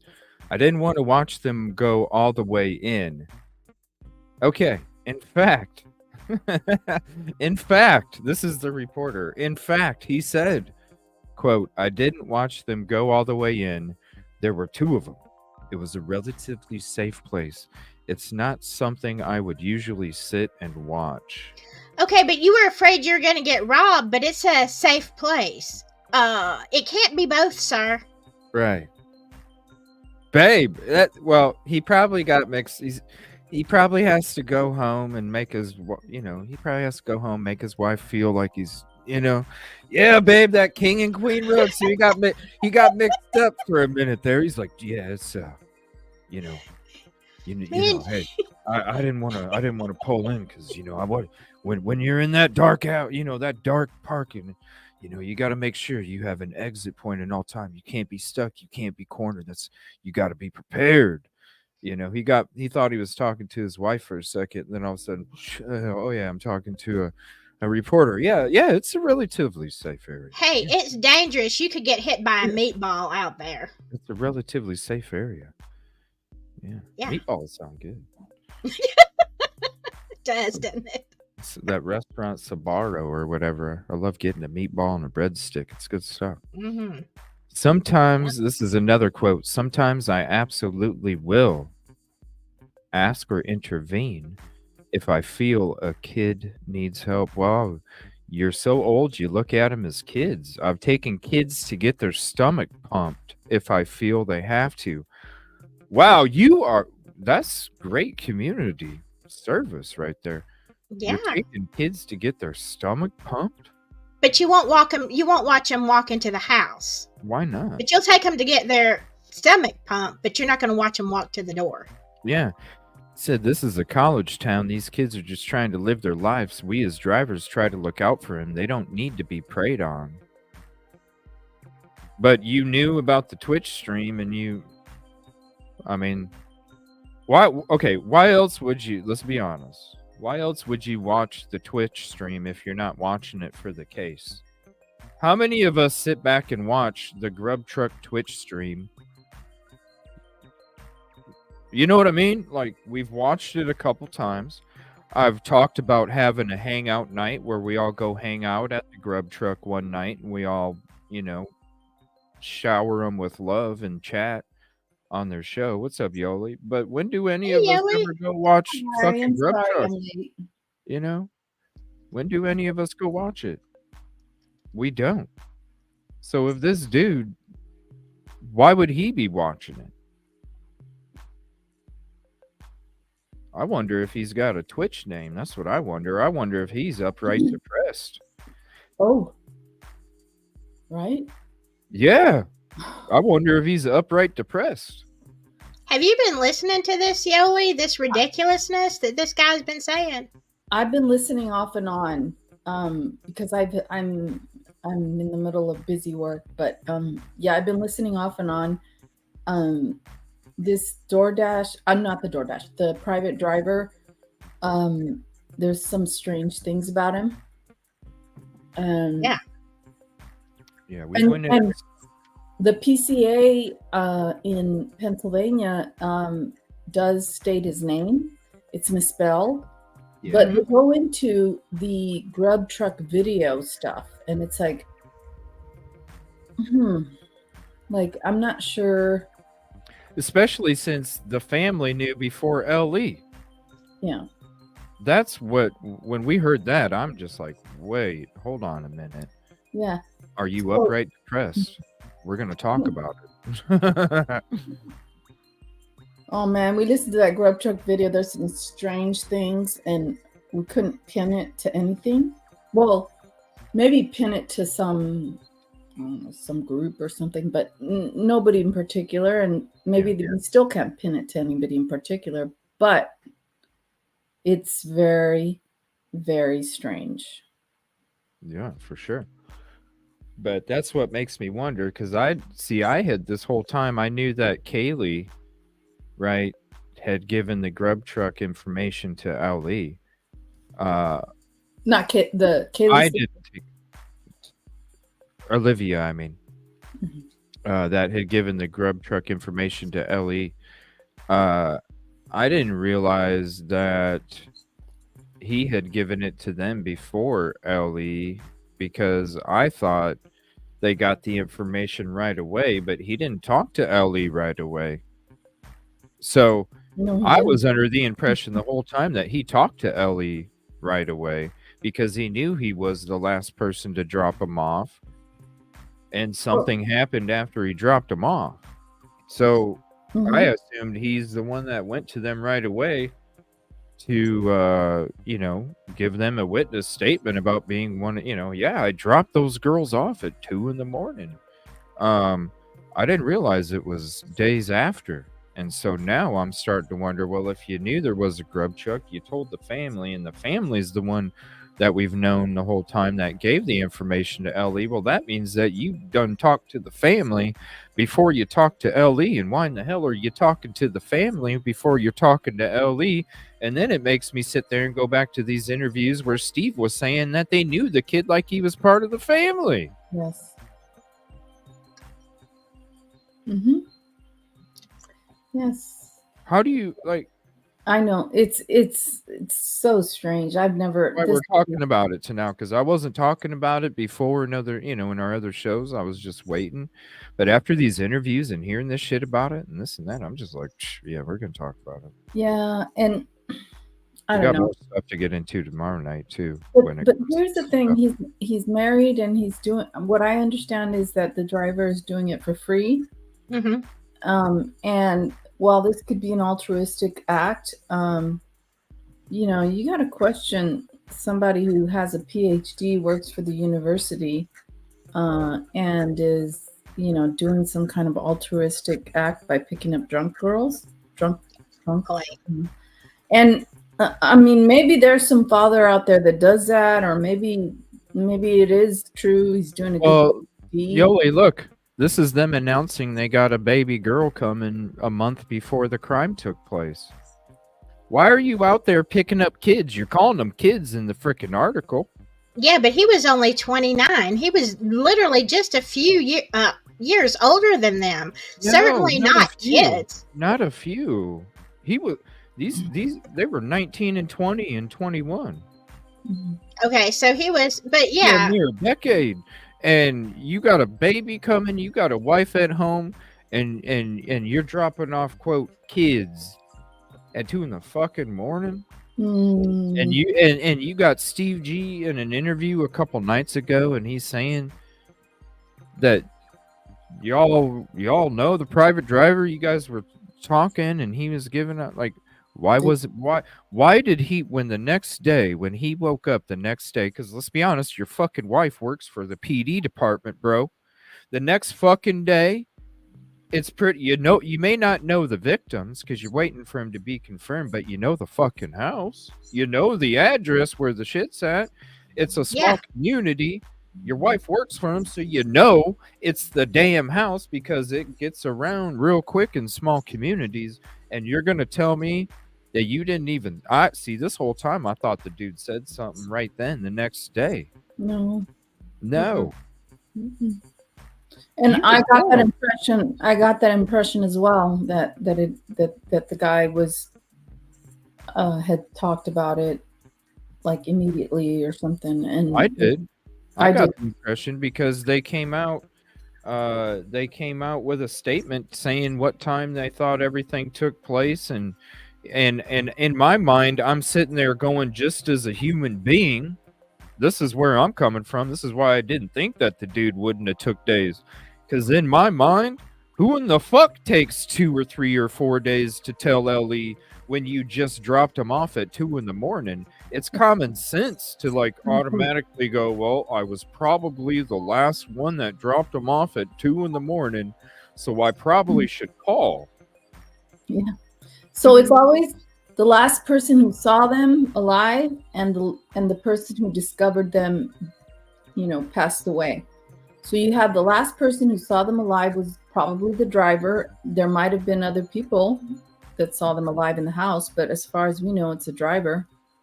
And then the person it is people in the house, because BF stated that they were all home. So BF BF would have stated that, she was the last one that saw him. Although, yeah. To the PCA. Yeah. And then the person who discovered him, who was J, allegedly was the one that called 911 and checked his pulse, allegedly, from somebody's phone. So, you start there and you go outward, but It's just, it just doesn't make any sense. And who are these people with the swords? They're not swords. What are? Yeah, they're the gender reveal sticks. You know, where they that's the private driver. That's the private driver celebrating their baby girl coming. And this was a month before the crime took place. And that's why I'm showing the picture. I'm like, you got all this shit going on, and you're dropping young ladies off that you have relationships with their family members for free. And you got, I'm sorry if I was that age, you know what I'm saying? I had, I wasn't out there at 2 in the fucking morning. And I especially wasn't out there around 19, 20, 21-year-olds at 2 in the morning fucking being married. You out of your damn mind. You know how much trouble I'd be in? Yeah. I mean, yeah, because that's the way any woman would feel. At 8 o'clock, man. Shit. And, okay, so, you know, okay, you're showing the picture of where he is expecting a baby, and yet, according to him, he was afraid of getting robbed. That's why he didn't pull in the driveway. So you've expecting a baby, but yet you're going to volunteer to do something that is dangerous. Is it dangerous or not? Because if it is, and you're out there driving and your wife is expecting, what the heck are you doing, sir? Yeah. It's I don't know what to say. For free. It's not like it's an income source. It's not like you're doing DoorDash deliveries trying to make a few bucks off of a delivery. You're doing this shit for free. So is it something that is altruistic, and he really wants to take these girls home? He has concern, or is it something else? No, I think it's something else. I think it's part of a group. It's possible, yeah. It's part of a group that who wants to put themselves in a situation where they're driving, inebriated females home who are young adults and possibly have one of the young adult females. He's probably a private driver. He's probably a private driver that took some of them to Daddy Green's house. Well, we don't know, right? But none of us know, but I'm just saying. I mean, none of us know anything any night. That's why it's speculation. And my speculation is I wouldn't be surprised if the dude was dropping people off at Daddy Green's, because Daddy Green's all up in But the liability of it. Liability of what? He gets to enjoy some shit too. What's the problem? That's why I'm saying it's part of a group, Yoli. If they're in a group, they're all doing the same shit. Yeah, because the liability there, For what? Liability for what? I'll tell you, you're driving drunk girls home, and if one of them accuses you of something, Yoli, they hide assaults. Have you not seen all the assaults they hide at that university? You think they're gonna not hide that? They might. And it involves the president? Yeah. They're gonna hide it. They're gonna hide it. But you might just have one of these ladies who's very powerful parents who's gonna take their child's word for it and wreak havoc. It's a risk, no matter what. How many of those are you see all the assaults that are covered up? How many of those are taking place? How many parents are coming forward? Oh no, not many. Exactly, and they know this. It's a small community. They go around and they harass these students, so they shove their power over them. Yeah, it's all about influence. That's what it is. It's influence. Well, yeah, and it doesn't make sense. It does make sense if your mind goes there, right? I mean, if your mind goes there and you think that this guy, is doing something because he likes to pick up young ladies who are inebriated because they're vulnerable and he can maybe get a peek, do more. I don't know. But it is sus. I mean, it's suspect. I mean, even if it's just, even if he is not planning to do anything with these girls, I mean, think about it. Your wife is expecting, she's probably not feeling her best. It's you know how pregnancy is. You're very emotional and all that. I mean, even if you're just looking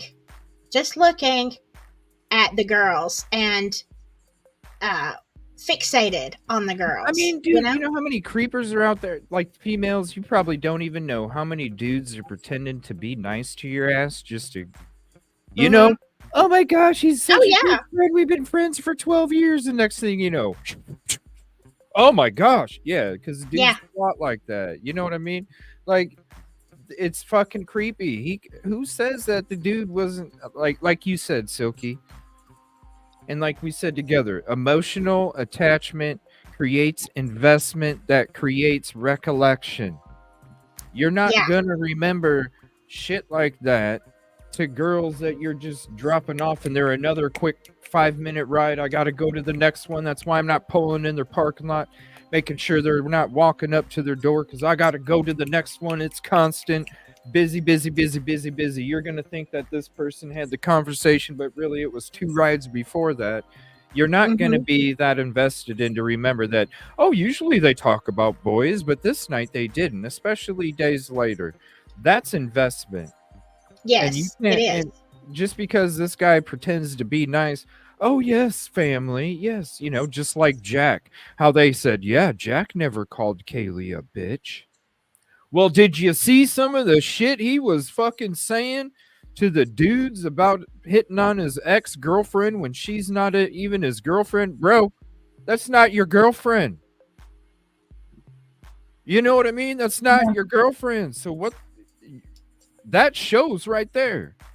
Well, even if it was, yo, what the fuck, dude? You're sitting there chewing other dudes out for saying your woman's sexy when you should be proud of that shit instead of jealous? That says a lot. Yeah, and he never called her a bitch. He pretty much described it. He said he never did, which he may not have called her a bitch. But when you see the venom that he's spewing at the dudes that are hitting on a girl that he done fucking lost. Mm-hmm. It's bro. It's terrible. You gotta check shit. You know what I'm saying? You gotta check shit. You got the DoorDash driver. You got the private driver. You got the ex-boyfriend. You got the issue at the fraternity, the fight. You got at least 4 or more things that could have led to this. And so they picked BK out of this whole thing based on some snap that has touch DNA, based on a white car that they don't have a license plate for. It's like, okay, it reeks of reasonable doubt to me, and I don't know if they even care that it reeks reasonable doubt. I mean, who, the Consalvis family? No, the LE. No, I never thought they cared from the beginning. I don't even think they know. They're not even running the investigation. You look at the frickin' when we watched the press conference when BK was arrested as part of the special earlier, it looked like Fry was just being told shit. And anything that he wasn't being told, he was just saying, we're taking the totality of the situation and we're taking in all the tips and, seeing what this and that, and then we're keeping it to us. I mean, it was almost like he's just being fed a couple little tidbits of something just to give the press something that ain't much, and then you're just supposed to tell everybody. Like when you have the dude arrested, the day that he's arrested, and a reporter asks you what was the tip that led to the arrest, and you say you can't provide the information because it's part of the investigation. Shut the fuck up, I can't answer that. Right. That's a joke. That tells me that people are telling you what the fuck is going on because you're too fucking inexperienced to walk with 2 legs. Well, I'll tell you, there's a lot going on in this case, and I don't know. It's complicated. It could. Well, I'm just talking about like the Jack and the private driver here. It creates reasonable doubt. Yep. It does. It very definitely does. Yeah. Provide a launcher parked at the... If I were on the jury and this was brought up in some manner, or even, what is the word, examining the driver, I think I would have a lot of questions as a juror, you know, excuse me, what was this driver doing? And he was what? He was married. Like, I think I would be thinking, I don't know. He looks a little sus to me. Well, yeah, I mean, you can't, I mean, the evidence, the prosecutor is going to present evidence against Brian Kohberger, and there's a thing as beyond the scope of the direct examination. There's an objection to that, right? So if Ann Taylor were to try to go beyond what was examined by the prosecutor, that could be a stop to it. But that doesn't prevent Ann Taylor from calling those witnesses on her own. And so she can call them on her own and create that reasonable doubt. I mean, it doesn't take much. I mean, you call the driver, you're married, yes. You were doing this and you weren't getting paid, yes. And you would drive inebriated girls home, yes.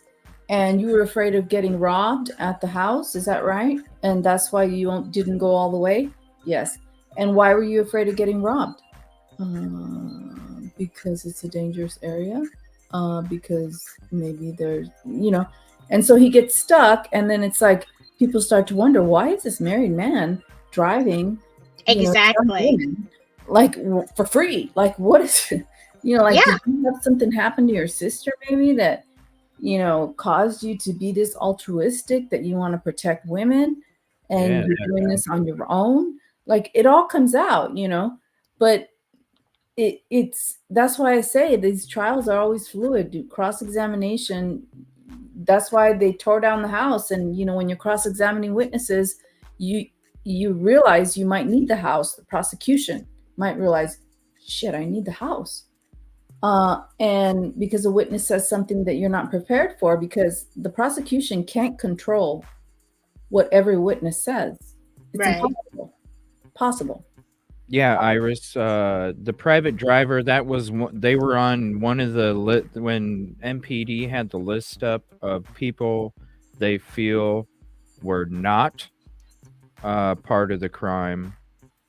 They had the private driver listed as one of the people that they feel were not part of it. Not that they were cleared, because they didn't, quote, clear anybody, but they did have a list. And I'm going to have to go to a show where we went through that list because it's gone already. But yeah, they did have him on a list of people that they feel were not. And they had the not was capitalized on it, not part. That is the reasonable doubt. The 3 other DNA profiles, you don't need anything else. It's already there. Yeah. And why didn't you, if you only had that minute amount of BK, well, you had to have at least more than that, or if not the same of the other DNA. So why weren't you doing that just as much as you pursued BK? Exactly. Because the other male DNAs you probably didn't test because you just took one name, the first name that they probably tested, and it popped up, and you just went with that one because the FBI was still probably working on the other ones, and you just took the fucking tip and ran with it because the fucking enrollment was about to, Yeah, gotta arrest somebody. Right at the end of December. Shit, it's a tip. They probably said, look, we're not quite done. This isn't full. We got other stuff. Okay, thank you. Boom. Arrest. Yeah. And I mean, there's all kinds of questions you can ask about the DNA, about was there enough to do all these tests? Was chain of custody? Why didn't you test the other 3? Because they were not qualified. Well, what do you mean by not qualified? I still haven't seen an answer to that. Were they not qualified because they were law enforcement DNA? Is that why? I mean, I don't know. They just weren't qualified. So we're left with that. And he said that at the hearing, and the judge didn't ask him, like, what do you mean, sir, by not qualified? Like, you know, BK's DNA, apparently those 23 skin cells was qualified, so I don't know. And I mean, this driver, like, you think this is bizarre. He gets even more bizarre, and maybe it's the other article too. Well, I mean, it's just like it doesn't make sense. We said, I've already said that they weren't cleared. What I said is that on the website for Moscow, it said that these are the people they believe that are capitalized, not involved in the crime. Yeah, and I started off by saying nobody was cleared. So there was nobody cleared. They was just, if we can go through, if anybody remembers any of the shows that we went through and we showed the list of the people that are not, I would love to, because it does show it. It says private driver on there, and it says people not on the Moscow. You just can't show it anymore because it doesn't exist. It just shows this. That's all it shows. Yeah. Nothing.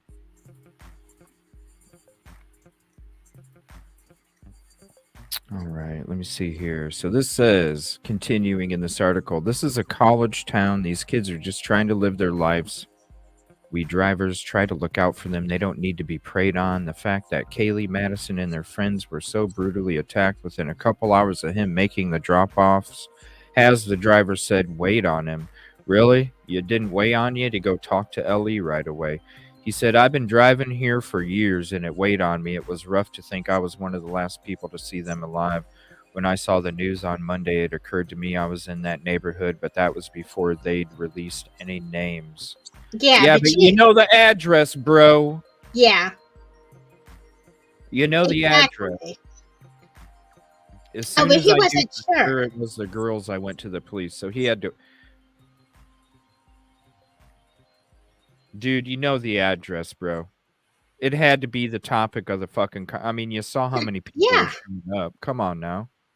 And, okay, and let's just say hypothetically, if he's as close to the family as, we're led to believe, he didn't know from the family already that, somebody he was close to, they were like family, that their daughter was unalived? Really? Yeah. I never heard that before until I saw that interview, and I was like, what? He just said he was like family. And I'm like, huh? I thought you barely knew him. I thought you barely knew him, private driver. I mean, the reason why we're even talking about this tonight is because of these interviews that we went into the last couple nights and the shit that I was hearing. I was like, oh, yeah, no, this is... Yeah, we got to talk about this. And that's already after we went into the Sharp stuff from 2 months ago. Yeah, so Olivia kept calling the driver an Uber driver. And maybe that was just because it's just a term, like general term, but Especially mom. Yeah. So I'm wondering if Olivia knew who the driver was. Like, if he was like family, that's like Katrina saying right here, you can't tell me SG if he was like family. You can't tell me SG and Olivia didn't call him right away, but they didn't say they called him. So it's a weird statement, Yeah, and he didn't find out till Monday until it came out. No. Really? That you have family at the PD and you don't know? Come on. I work at a jail. You can't pull that crap on me. We know exactly. Yeah, she probably called him. You know what I said? She probably called him and was like, babe, did you drop anybody off at this house? Yeah. Yeah. And so when you look at the family and how they say, JD, go look elsewhere. He didn't do it. Driver, go look elsewhere. He's a close friend. He didn't do it. I mean, I'm wondering if that had any effect on anything. Not that the G family did anything wrong, but I'm just wondering. Yeah, I'm just wondering if maybe that had something to do with it. I don't know, because I mean, I'm like so protective of the family. Like, I don't want. Yeah, yes, because I have clients, and so I immediately go into that mode where I'm protecting my clients, like, and so, but I just feel like there's so many arrows pointing elsewhere, and the arrow that's pointing to BK is like the least visible out of all these arrows. So you have all these arrows pointing everywhere, and then you have BK, and it's like that arrow is like dot dot dot, like it's not as strong as the other arrows pointing everywhere else. Yeah, I mean and I remember because I started covering Idaho a year ago, and then I dropped out on it, but they kept saying for a long time, they kept saying Uber driver, Uber driver. Yeah. So there was, okay, now honestly, if you're looking at suspects, yes, you could have a crazy Uber driver. It could happen. But it seemed like it was putting more distance between him and the crime, because if you just have a random Uber driver, they don't know you, they don't care. They're there to get their paycheck, whatever. But now you're like, okay, there is actually a connection between these people. He knew them, he'd driven them before, according to his statement. And it wasn't just a random nobody that you could easily eliminate because you were out on another call. I'm wondering how much this is what I'm wondering, because he works for the university. And like I said earlier, who's to say he didn't do drop-offs? I'm wondering how much influence Mr. Green had on this guy being, quote, not a person of interest. I wonder how much influence Mr. Green was like, hey, Chief, this is one of the employees here at the university. There's no possible, like, yeah, the guy's good. He's good. Yeah. How much influence did he have? Yeah. Because then wouldn't that look bad on the university if the person that committed the crime was the person that was working for the university, dropping the girls off? And wouldn't that relive another teacher from the university that did the same thing to a student? And it would look bad on LE if one of their employees' husband was the perpetrator. Well, what kind of people y'all hiring? Not just that. I'm talking the university. Who in the fuck is going to come back to that university if not only these university students were alive like this, but you had somebody that worked for the university doing this? Do you think any of those students are going to trust anybody, any faculty member, especially when another teacher just a few years before that unalived a student at the Idaho University of Idaho? Nobody would have came back. No, man, that's what. Oh shit, yeah, that's worse than enrollment. I didn't even think about it. There's also a lawsuit against one of the athletic people, I heard. Yeah, because of an assault that was hid from a football player. Yeah.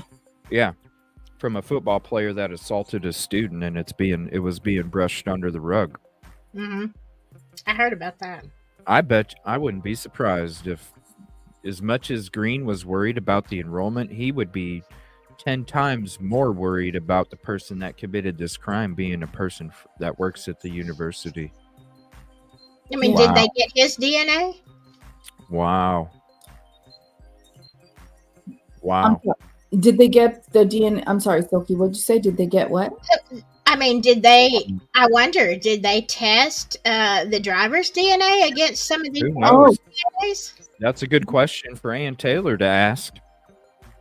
Yeah. Because that's the only way we're going to find out. Mm-hmm. That's a good question. But, like I said, there's a bunch of arrows, and all Ann Taylor has to do is give some kind of inkling to those arrows to different places. And it just creates reasonable doubt. I mean, I don't see, and there's so much going on in that town because it is a small town.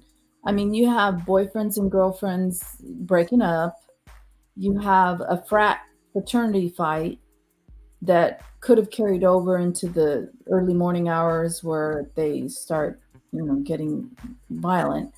You have this private driver creeper, possibly, who's driving women around that are maybe inebriated in the wee hours of the night, and he's doing it for free because he's a good citizen.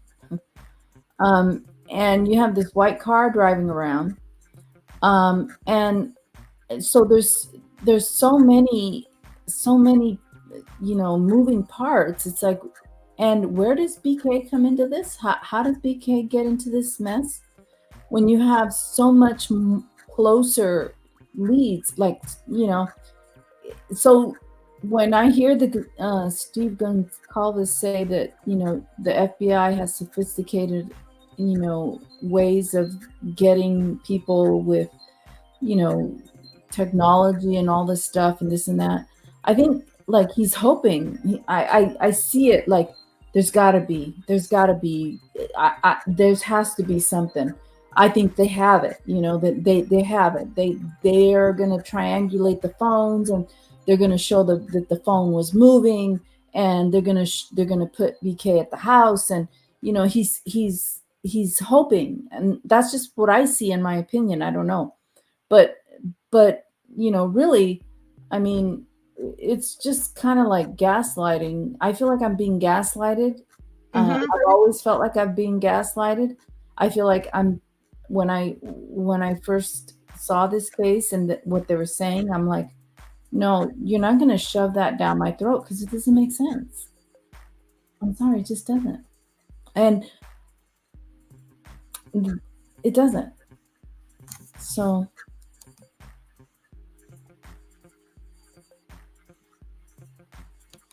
anyway, that's that. Yeah, I don't know. I'm just looking at it a different way now. The grub truck video a different way. Or not necessarily the video, but the events around the grub truck, the influence of the president when it comes to anything that has to do with the university.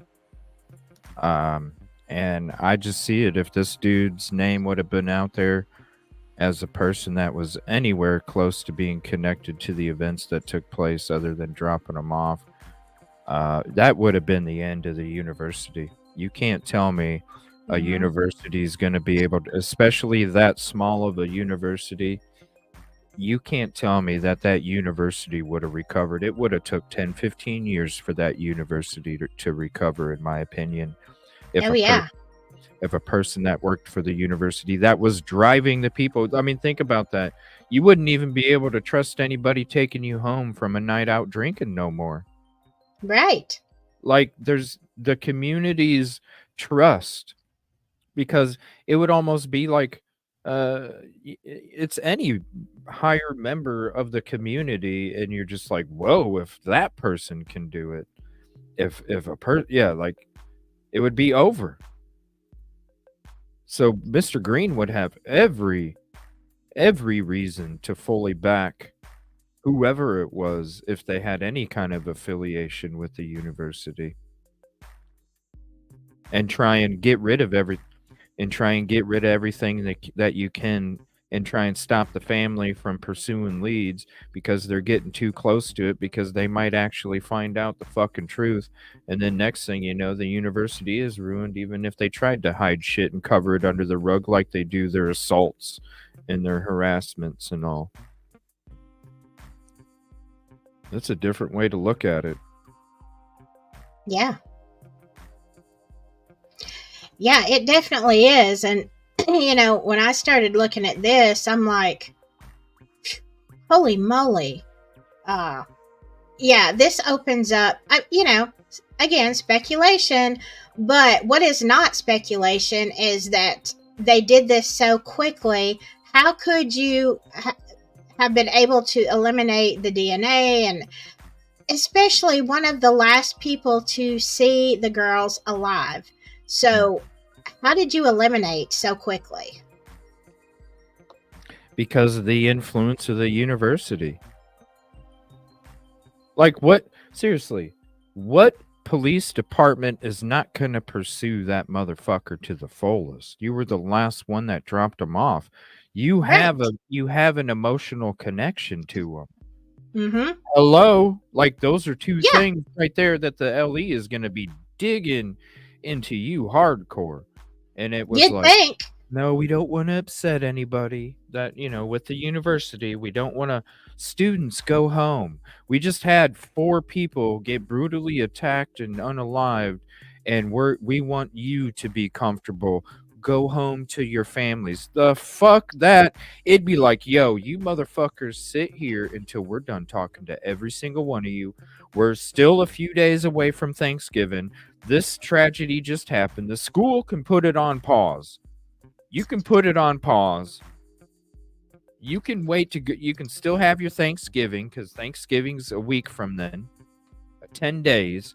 You can still have your Thanksgiving. You can have everybody interviewed in a fucking week time. At least initial interviews. Yeah. And then get information. Okay, where are you going to be at? We need the number of your family. So then if we need to get in contact with you again, we have a number. If a cell don't work or whatever, email, something. That way, if we need to reach out to you again to get any further information, we still have that. They just let people go. It's we wondered this whole time why it seemed like a cover-up, why it seemed like they were just trying to hush shit, not tell shit, because they didn't want the more you tell, the more the truth will be exposed. They didn't want none of that shit going on, just like in this press conference. Why can't you answer what tip led to BK for the arrest when he's arrested? You're not tipping him off now. So it's like, why would there be a cover-up? People are thinking it's because of substances and all this other stuff. Tonight, I really feel like the university, it's not only about the enrollment. I think they're trying to cover one of their own, because it would have crumbled the whole fucking thing. And maybe that's why, even after they were, we're gonna demo the house, but you know what? That was them just like, yeah, we need to get rid of this. And once they started realizing, when the students were coming back that first semester, right? That first semester back, like that kid said, half of the students, I'd be surprised if half of them came back, he said. You know what? And then after time started going by, prosecution, oh yeah, we got this slam dunk. You got more MSM information coming out. People are starting to feel more comfortable. They're starting to come back.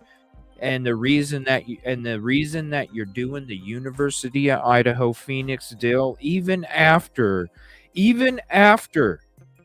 you got your highest record attendance, is because I bet you, if some shit comes out that this person that worked for the university had something to do with it at any point in this trial, they still have the University of Phoenix to fall back on their enrollment, because their real enrollment's going to fucking drop if something does come out between now and the trial or whatever, if it does. Because information, sometimes you just wake up one morning and all of a sudden, holy shit.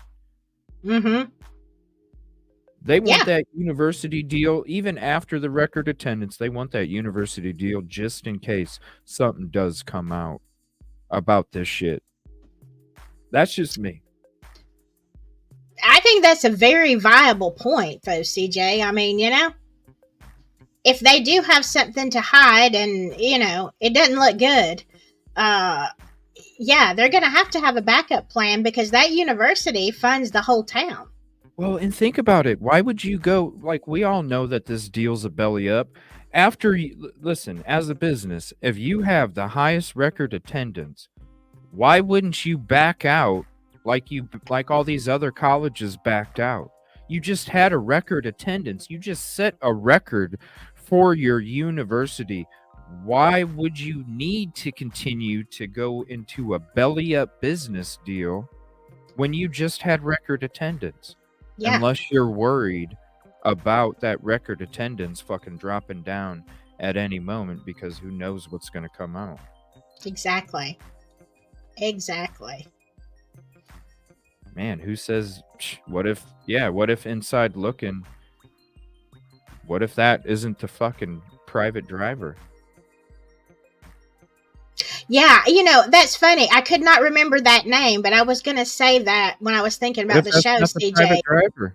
Yeah, that's what I was thinking. I just could not remember the inside looking one, because I had done that. God, a year ago, I had when I was still doing Idaho, I had put that on there, just like, we don't know who this is, but look they know a lot of details. But yeah, Mhm. A people lot of assuming. details. A Okay, lot. okay, now. If you remember the icon for, was it Inside Looking? I'm pretty sure it was. Remember the icon photo, or was it Facebook when the creepy guy that knew all the details? There were two different things, but the one Papa icon. Rogers and Inside Looking. Okay, the one that had the military icon. That's Papa Rogers. Inside Looking had like a. They had like a. It was like a. It was like a. If I remember correctly, it was like somebody that had like a doorway or something, wasn't it? I'd have to go back to my video to see it. Yeah, I posted my old video of it right there. If anybody wants to click on it, that's when I read through all the Inside Looking. But what I found interesting about, okay, so then it was Papa Rogers. That icon looked like it resembled slightly Brian Koberger in military hat or something like that. Rogers, yeah. Oh yeah, that's not BK. No, but but when you go to when we get to the next article, there are some things that I'm like, holy crap, what? Oh, especially about the sheath. Before the sheath was even in the PCA, the sheath was in 4chan. Yeah, social media. Yeah. Yeah. That's true. That's true. I saw that too. That's why when it came out, it was like, whoa, hold on a minute. I have a question. Do we know this private driver what his PhD was in?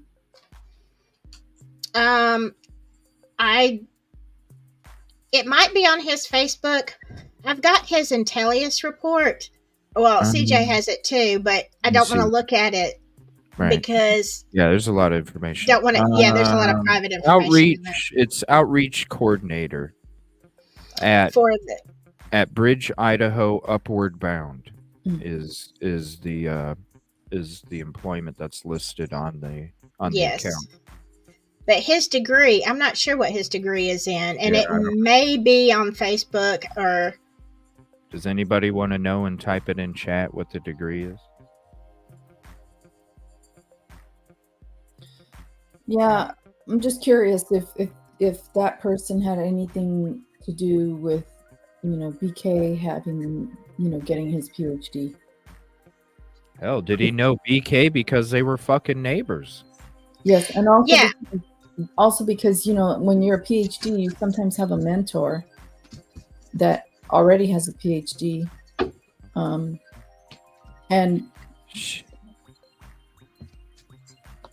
I don't know.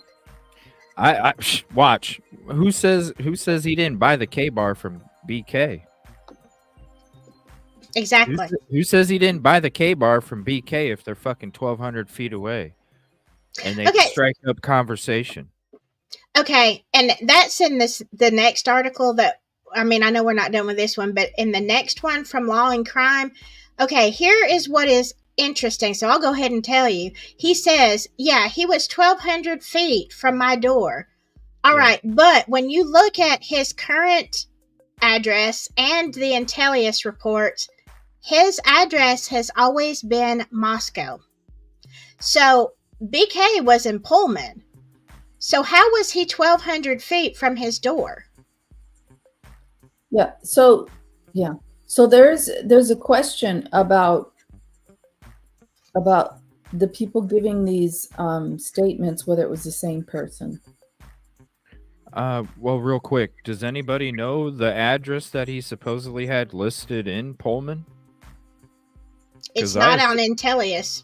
I assumed he lived at Steptoe Apartments in the same complex or the building that was right next to him. So if anybody knows, drop it in chat. Go ahead, Yola. I was just going to say that, what was I going to say? Oh, that I don't know. The PhDs,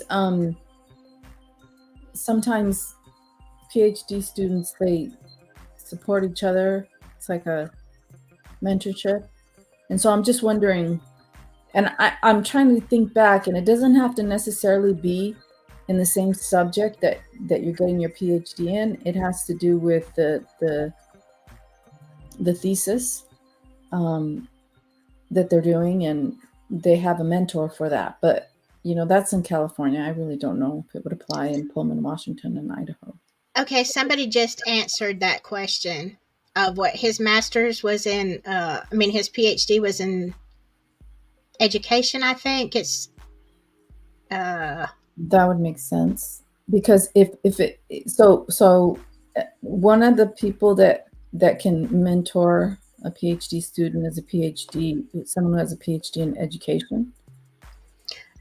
It was by, let me see who just made that comment. Aaliyah says master's in movement and leisure science. I don't even know what that is. And PhD in education. Okay. Well, so there you go. Yeah, it's possible. I don't hear any echoes. I don't either. Okay. I do for some reason. And I see. Let's see. Yeah, no, Papa was not BK. Let me see here. There might be a connection between the driver and BK. We never know. I don't know. I'd like to know. I thought he lived at Steptoe the whole time ever since the shit came out last January. I think it is when it came out.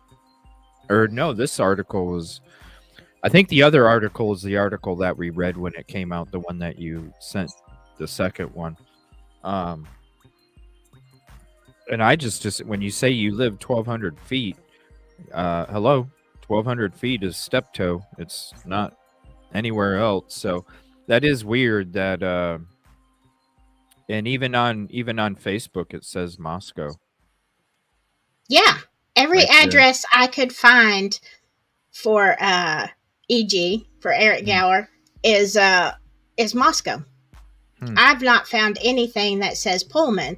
So what door? Like, did he have an office close? Like, what door are you talking about? Because I don't see where you were neighbors. So where'd that 1,200 feet BS come from? Right. We need to figure that out, because this whole time, because he said his wife was even nervous because and that's when he started looking at all the white cars in the parking lot. Right. And that's what got him to BK's cars, because he didn't feel like they were in danger, but his wife was nervous, and that's why he started looking around and reporting vehicles to the tip line. So Right. And so it's not an apartment building where you park. If you live there and you're parked back there, it's not a parking lot that you just happen to drive by and look over to the right and you see a white car. It's not that. No. I've been there. You go way back and it's on a hill. So were you at BK's? Yeah. Old apartment. Okay. Yeah. Okay. So then you'd know 1,200 feet. That's not very far. No. Okay. So if you're going to lie about that, hello.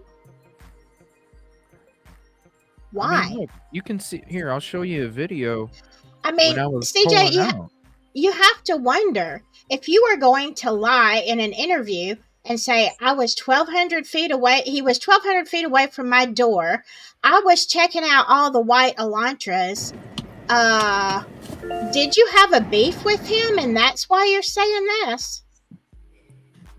Well, that could be true. This is me backing out right here. Look, where's 1,200 feet is one of these fucking buildings. Watch. This is his apartment to the left, straight ahead. And then you're talking 12. There's nothing to the left. It's all downhill and back over to the upper left. 1,200 feet is another building. H. Yeah. Or if you want to say 1,200 feet, hell, where... it's got to be H if it's 1,200 feet. So he was a PhD in at the University of Idaho or Washington State University? Idaho. Mm-hmm. Works for the University of Idaho. So why would he be living in apartments that are close to Washington State University? Yeah. Maybe it's cheaper. Maybe there's more availability in Washington State because Idaho, the University of Idaho, and the neighborhoods are all fucking jacked up and cramped up. But you over got in Pullman, you got plenty of room. Okay, your wife works. You've got a PhD. I'm assuming you're making decent money. You've got a baby either there or on the way, and you're living in an apartment with all these other people. That baby's going to be crying. Nobody wants to be living in an apartment with a baby. And then why are you so far? I mean, I know it's not that far, but yeah, why are you out here? I mean, but yet you don't have an address that shows up anywhere that says Pullman. Well, shit, then they're probably apartments to the left. I mean, 1,200 feet. 4 football fields is 1,200 feet? No, is it? I don't think so.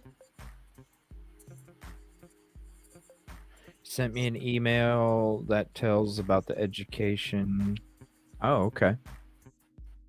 I know, there's emails I didn't even get to yet. Hold on.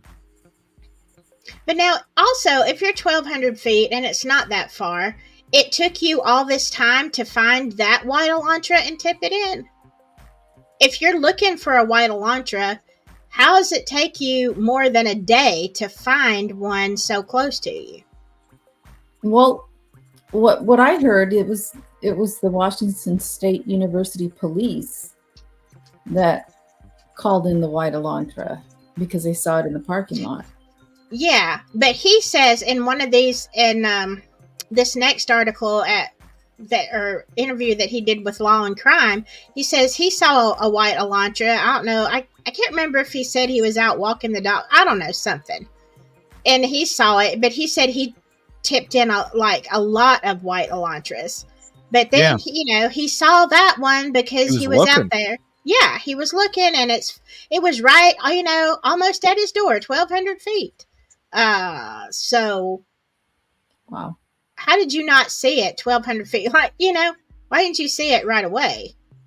Why did the police have to do it? And like I said, you're not, when you watch me back out or leave here, it's elevated. Watch how when I go to this street, you see the vehicle tilt downward. You're not driving a car by here and going, oh, there's a white car off to the right, and you're in the very furthest part back. Like, this is the end of the parking lot for this building here, and then you see me dip. You're not driving by and going, oh gosh, you're not, unless you literally pulled in this parking lot on purpose. You're not driving by seeing it, how far it is, how far back it is. And then the elevation when you get to the actual road up here. It's all going slightly downhill right here already. You can see the hill after this right here. You see how it drops down. You see the street lights? See the hill blocks the freaking drive-by. It just doesn't... You're not driving by. That's why I'm saying the tip, the WSU had to have the tip in order to go up there. Mm-hmm. Yeah, I see what you're saying. Not driving by to see it. And here's the thing. And this is all hypothetically, but let's say, did you know Brian? Like Yoli said, did you dislike him? Did y'all have a fight? Did you have a beef with him? Or are you guilty and you're looking around for somebody who looks kind of creepy, who might look, like he'd fit the description, and you're like, oh, you know what? This guy is kind of weird. He looks like a good person, but he drives a white Elantra. Cool. No, he's somebody that's not from there. Because I'm gonna pause this real quick. You see where he's from. He's from, what was it? Something with a K, Idaho. Koberger's from PA. He's a freaking outsider. Right. But I'm Who's the wondering easiest if one to blame it on? Somebody that has no connections to anybody around the area to say, yeah, Koberger's a good guy. Yeah, I went to school with Koberger right, in 5th grade. Yeah, I've known him forever. My best friend lives here. Nobody knows him. Right. And he's an easy guy to blame something on, especially if you're guilty and you don't want any suspicion on you and you're the last person to see the girls. Better throw that off on somebody. Hypothetically. Yeah, I mean, I don't know. There's some different. Yeah, the same for the wife. The wife and him both are listed in Moscow, Idaho as an address. So why lie about something like that, CJ? Why would you even say that if it's not true? So your information's more credible? Like, because really... So all the other lies are more credible? Well, I mean, think about it. Yeah, I live 1,200 feet from him. It's just like, think about this. It's just like when I talk shit about how LE states that the recording that picked up the sounds from 1112 is less than 50 feet away, but really it's 65 to 70. It makes it more believable. Why wouldn't you just say 65 to 70 feet, right? Yeah. Because if you map it out, it's 65 to 70 feet, but when you read less than 50, it takes on a new meaning. So doesn't it take on a new meaning if you say, when it comes to the tip of the car, I live 1,200 feet from him instead of living in Moscow, the next town over. The difference in the impact of the statement. Right. And yes, that would be LE's job to then verify, okay, where do you live 1,200 feet? And maybe they just didn't give a fuck because it sounded good. I mean, again, that's where you go to statement analysis and the embellishing, details that you're throwing in there. They're not even true. If that is, okay, if nobody has an address for him, all the police had to do was vet that one statement. And then say, holy crap, he's lying his butt off. What else is he lying about? Right, and there you go. And then you add it on to the plate of him being the last one to see him alive and him having an emotional connection. You just add that onto the plate of suspicion, and then as LE, you just keep digging in harder.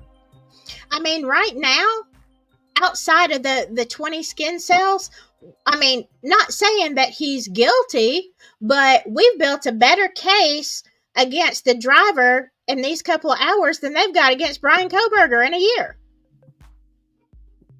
Yeah, because we can put him at the scene of the crime. And we can do an emotional attachment. Yeah. And a lie. I'm glad we went through those key interviews the last few nights because, man, it said a lot of stuff that I didn't catch before, probably because I was just tired in Moscow. It was one of my last nights there. I was pooped from running around all the time. And man, but there was some things that was just like, oh my gosh, I don't remember that. Oh, typically unique. Hold on 1 second. Let me give you a contribution call out. I want to say thank you, Typically Unique. Is it going to show it? There we go. Typically Unique for the $1.99 super chat. The discussion is fire. Thank you. And I want to say thank you to Yoli and Silky for hanging out with me and joining us tonight to have this conversation. If you guys are available tomorrow night, I'm going to be talking more about all the stuff that we've... I'm working tomorrow. I hate it. I'm working the next 2 nights till it's late. I get home about 9 o'clock or so. Looking like something the cat dragged in. We'll be on. So if you feel like it, hop on. We'll be on tomorrow night at 9. We'll probably be halfway through the show around that point. Too much poetic license in some of these statements. Can't wait till we get to the actual facts. Yeah, let's get back to some more of this article here. Let me see here. It says he was So he said, swiftly eliminated from inquiries, having provided officers with a wealth of digital data and the timed receipt from the Taco Bell to which he went after dropping the girls back home. Why? What? Wait a minute. But you were so worried to get out of there, but you're going to go swing by Taco Bell? Yeah. Now, I'll just say I saw this on another I saw this on another channel, so I have not vetted it myself. Okay. But I watched somebody pull up the hours for the Taco Bell in Moscow, and it says that they close at 3 a.m., not 4 a.m., because somewhere else it says that he had a receipt for 4 a.m. Still, you're not that far. But if they closed at 3, that still leaves a time gap. Well, if you're dropping off, okay, think about it like this, right? He dropped him off at 1:50, 1:56, 1:58. Okay? Mm-hmm. It's not even 2 o'clock yet. Right. And you're going to have more people calling because the bars are just closing. Mm-hmm. You got more people to pick up.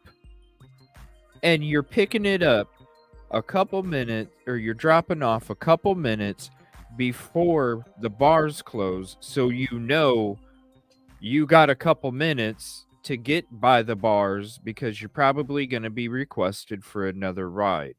And you're worried about going to Taco Bell so you can get a timestamp on a receipt.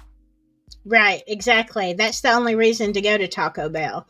I mean, if you were just going to get something to eat after you drop the girls off and they don't close for an hour or two, well, then what's the fucking rush, buddy? Why do you need to drop them off real quick? To go get something to eat at Taco Bell, to get a timed receipt, and then you're going to have a bunch of more people coming to ask you to come pick them up? I don't know. Something. I tell you, there's something. Something don't make any sense with this shit. Yeah. That's what I thought. It's... Oh, man. I don't know. Something. But I think the fact that there's so many different avenues to go to find, to look at, that may have made, Ellie made them feel overwhelmed, and then they have the university on their ass about. They have somebody right in their hands. They don't even have to search anybody. You got a suspicious dude right in your lap. But it's because he works at the university. Yeah, I know that. That's why I was saying there's influence. But what I'm saying from an LE perspective, you got this dude right in your lap. What is so? Why would the LE feel like they were overwhelmed? You know what I mean? You got the dude right in your lap. You got the fraternity fight. You got the relationship that was, breaking up. You got, the incel that may have lived there. So there's a lot of issues, so how did they come to the conclusion that it was somebody from the Washington State University that drove there 12 times? Possibly drove there 12 times, and they're saying that that's a stalker. No, I don't get it. I mean, I'm sure that LE looked at everything. I mean, but this good driver guy, I mean, like, you're right. I mean, like, you see this driver guy, it's like, wait a second. They shouldn't be overwhelmed. They shouldn't be overwhelmed at all. You don't have to do shit. The dude's right in your lap. You don't even have to do a search. The dude's right there. He's the last person to you. He's talking to you. He's the last person. He's got an emotional connection. He didn't watch him go walk in, but he was in such a rush not to watch him walk in or to pull in, and he thought he was going to get robbed, but then he says it's relatively a safe area and there's nothing to worry about. But then you're going to go get a Taco Bell timestamp before 2 minutes before the fucking bar closes? Are you out of your damn mind? That's your busiest fucking time. If I'm a private driver and my goal is to get the students, some of them I've had to take to get their stomachs pumped. If your goal is to take these students home, I'm sorry, at any, like, you want to go to fucking McDonald's at noon, go ahead. You're going to be waiting behind 10 cars, just like you'd be waiting for 10 people to get picked up when the bars close. So you're going to be there early. You're not going to be, unless you're dropping somebody off. Yeah. You're going to be there early because everybody's coming out of the bar. That's your busy time. That's like your lunch. That's your lunch hour. That's your busy time. That's the time you need to be not watching people walk in and, because you need to hurry up, drop this person off, hurry up, go back to the bar, parking lot, go pick them up. That's your busy time. And you're worried about getting a Taco Bell receipt so you can show. Yeah. And who keeps their receipts? Do you keep the receipts? Person that probably, well, I have to because it's business expense. But that's what I was going to say. Yeah, it's a business expense. Every time you eat is a business expense. But if you're just off driving, it's not a business expense. Sure it is. If you're driving for free? Well, wait a minute. No, I'm not talking about you, CJ. I'm talking about the driver. Oh, what do you have? Yeah, I mean, it is in a way because you have maintenance. I'm sure you got to cover. I mean, I'm sure they got to have some kind of.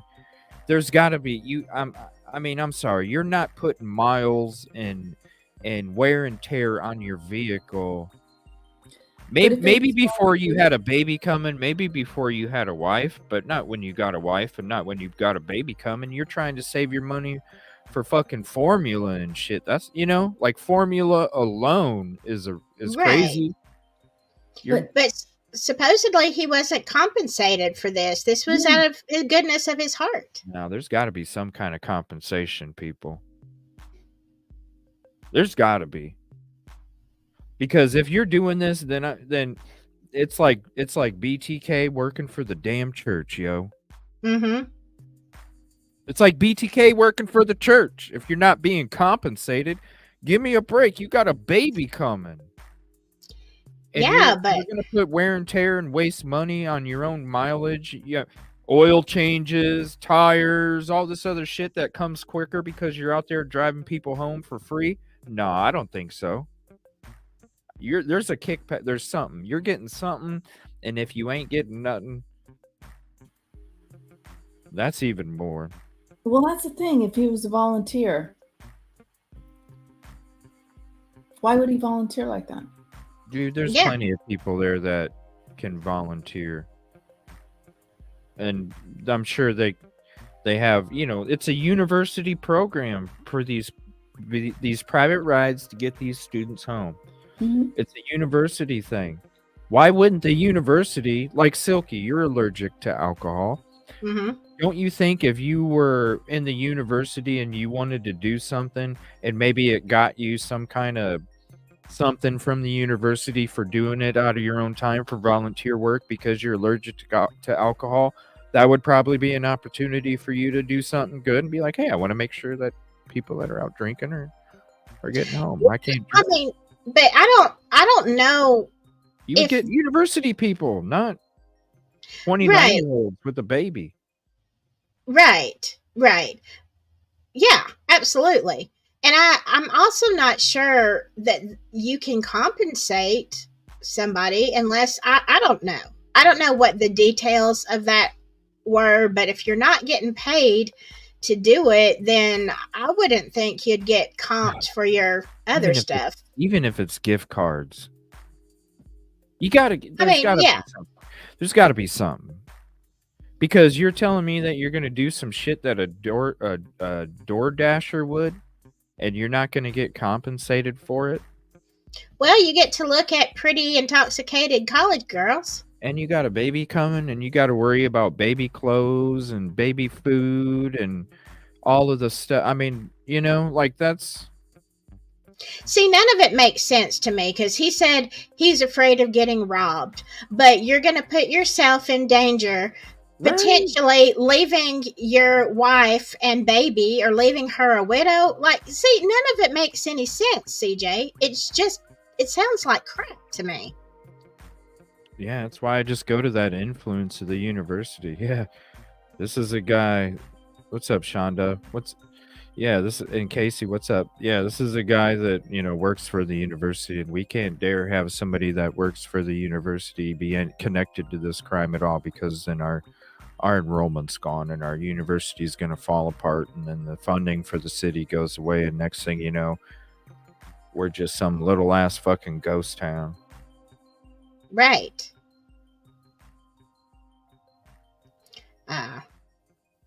Yeah, the more you look into it, the sketchier it gets. Right. Yeah. I don't know. There's too many sketchy things. He said in the weeks since the crime he has watched, he said, with dismay, as police have shared little information and the families of the victims have grown increasingly impatient. Maybe because you didn't go talk to him right away. He said, I took about a week off driving when I stepped back from it all, but you didn't call the LE right away. Those kids deserve justice and they're not getting it. It feels to this community like the police aren't even trying. Yeah, let's put that off on somebody else. Which is 100% related to how they aren't communicating with the community. People are scared. Most of us have very little faith in the MPD. We can't tell if we are watching qualified investigators who have a handle of the situation or if they are completely at a loss and grasping for straws. I would say the latter. Moscow police have put... Go ahead. Now remember, he's saying all this about the MPD, but his wife works there. Really? Yeah, that's interesting too. Maybe he's just reiterating what she's saying to him in the bedroom. Man, they have no fucking idea what, because they had to be feeling the same shit, because you don't, like, not everybody is going to know everything because they're going to be afraid of leaks. So yeah, they're probably telling some of the people that are just the faculty and, they just work in the office. They're probably just telling them, yeah, we got all this information, but they're not even saying anything to them, like they're not saying anything to the community. And I wouldn't be surprised if it was his wife saying, I can't tell if I'm watching qualified investigators or if they're just completely at a loss, babe. I bet she was saying that shit to him and he's just reiterating what she said to him. Maybe. Because she would have the front row seat to it. And they're not telling a secretary or somebody that works for dispatch what the hell's going on, because they might say something. I mean, it's possible. It depends on what the culture was like. I mean, where I work, we're pretty much all a team. You're believing the best about. I mean, I'm just saying we don't talk like that. But it depends. If it was a culture where it could have been a bad culture. Look at how secretive they are right now. When this is when they're as secretive is when the day they arrest him and they won't tell the reporter what the connection was that gave him the tip to arrest BK. That's secretive. Yeah. And if you're going to be that secretive with the community, you're going to be that secretive with your own lower level people, because you don't think that they're going to be experienced enough to handle this kind of sensitive information. And you definitely don't want it getting out there, because if you wanted anything getting out there, you would have said something to the community instead of a whole bunch of nothing for fucking 2 months. That's true. That is true. That's just where I'm coming from and how I look at it. I could see them looking at somebody that's answering phones and doing dispatch, like they're not qualified to know this information. If they're keeping it that close to the vest, they're keeping it that close to the vest. And I wouldn't be surprised if it was just people that were there that know what the hell was going on. And anytime anybody else wants to ask a question, it's the same thing that they tell the community. Hey, we're trying to gather all the evidence and we're trying to go through, and I just want to assure you, there's nothing. Look, you don't have nothing to worry about. We got it handled. We got plenty of DNA. We got plenty of evidence. We got plenty of stuff. We'll get the person. There's nothing to worry about. But we can't. I just can't tell you anything right now. Just like the community. And the wife was coming home. Sorry. CJ, Poochie, can you see Poochie's comment? Let me see here. This one. The driver drives a white 2-seat truck. Oh, does it look like President Green's? Oh, wait, that one wasn't going by the girls, though. That one was what passed by the girls and Jack walking to the grub truck. Please see this. So the driver that has the cab, the 2-seat truck, but it's got the cab in the back, so it has 2 side windows. Is that the one we're talking about? Because I don't know. If it's President Green's truck with 1 window, it's a Dodge Ram. Send me the picture. Hold on. Send it to me in one of these links. EvilCJ at Discord, EvilCJ at Twitter, or EvilCJ at gmail.com, and let me know which one you sent it to, because I don't get any notifications for any of them except for Discord. Yeah, I'd be interested to know that too. Yeah, I'd like to see that picture if you haven't, because I've looked at that other picture so damn much. I'd be able to tell if it's the right truck or not. That's how I was able to tell it wasn't Mr. Green's in like 0.5 seconds. And I mean, send it to me. I'll take a look at it.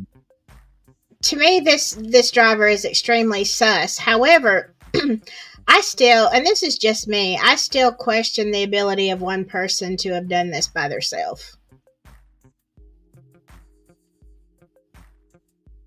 I used to be that way, but the more that I think about it, the more that I think about the incel at Queen Road, I think the incel at Queen Road could pull it off because there wasn't any activity that night and because they were intoxicated and just falling asleep. So, Yoli, have you ever been intoxicated, like very intoxicated? Yeah. Okay. Have you I plead the fifth. have you came home early in the morning, intoxicated, went to sleep, and then somebody woke you up shortly after you fell asleep? No. Okay, Silky, I know you're allergic to it, but you said shit got wild. Did you ever get woke up after you just fell asleep after being drinking? Yes. Because I have. Okay. Yes. I have. And it wasn't a good way either. It was a bunch of bullshit. But but I know that when I got woke up just after falling asleep, being intoxicated, I'm going, and this is with screaming and shit being thrown at me. I'm going, what the fuck? I'm like trying to figure out, like, where's my focus here? Yeah, I couldn't find my butt with both hands. All right. And that's what I'm saying. That's why I don't necessarily feel that it would have been very hard for somebody that was already prepared and ready and was just waiting for that night that nothing was going on and went in there. And when you have people that just fell asleep and they're intoxicated, I look at how I got woke up from a horrible situation. I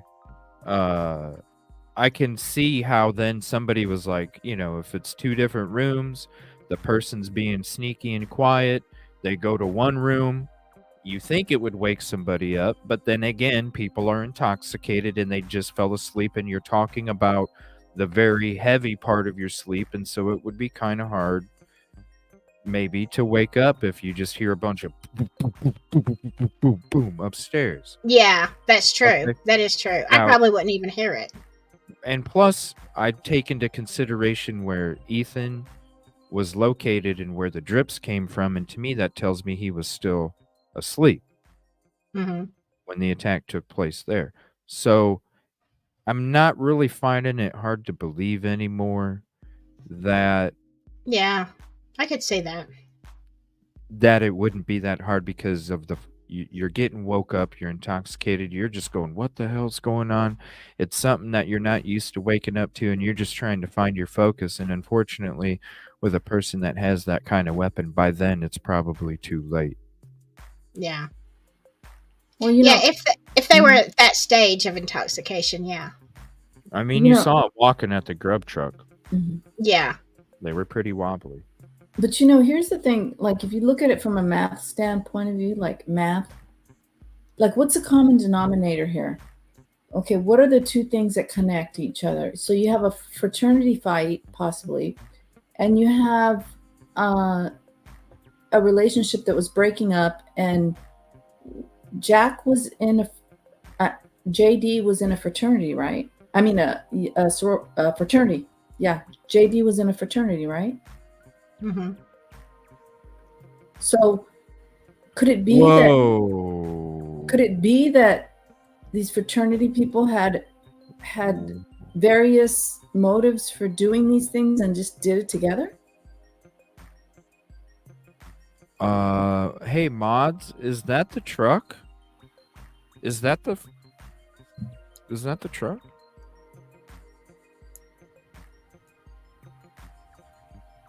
It is? What do we look at? Because whenever we watch the grub truck, right? I always said I said look at the bar at the back behind the back window, and you can tell that it's raised up a little bit. You can tell it's raised up a little bit because that's what I was explaining the whole time, because people were sending trucks, and I'm like, no, people, it's got to have this roll bar type thing on the back, because in the reflection you can see how it's elevated higher. It's elevated higher than the top of the truck. Whoa. That has a fucking bar that's dude. I did not. Okay. When y'all were talking a fucking white truck, I was ready for it to just not even I'm ready. I was like, okay, where's this bar? Because that's the first thing I go to every time. Every time I get a picture, I go to the bar. Now, whose truck is this that we're looking at? Who do you think we're talking about? Oh. Yeah.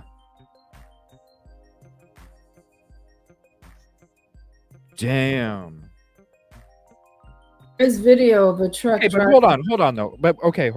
But it does. Okay, here's the thing. It doesn't. When it comes to, he doesn't. This is what you guys have to understand. He doesn't have to be driving it because he wasn't driving the girls yet. Remember, whenever we're going through our grub truck and we hear that, dude, this is this is creepy as shit. I would have to go back through my footage, and I hope I have it on footage, because I was at the A&W. No. It was before I got to the A&W. There was a group of 4 white trucks that kept fucking following me and driving by me and revving their fucking engines when I was leaving the vigil.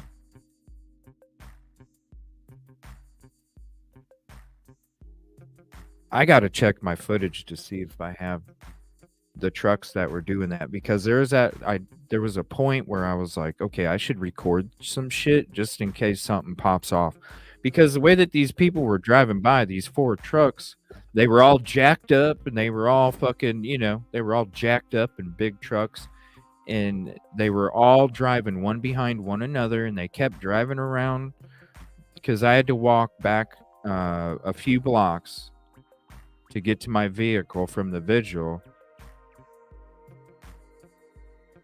And I left a couple minutes early. I bolted before people started to leave because I didn't want to get caught in the traffic. And these people were already out driving around, which tells me they weren't even at the fucking vigil. Because they were driving around.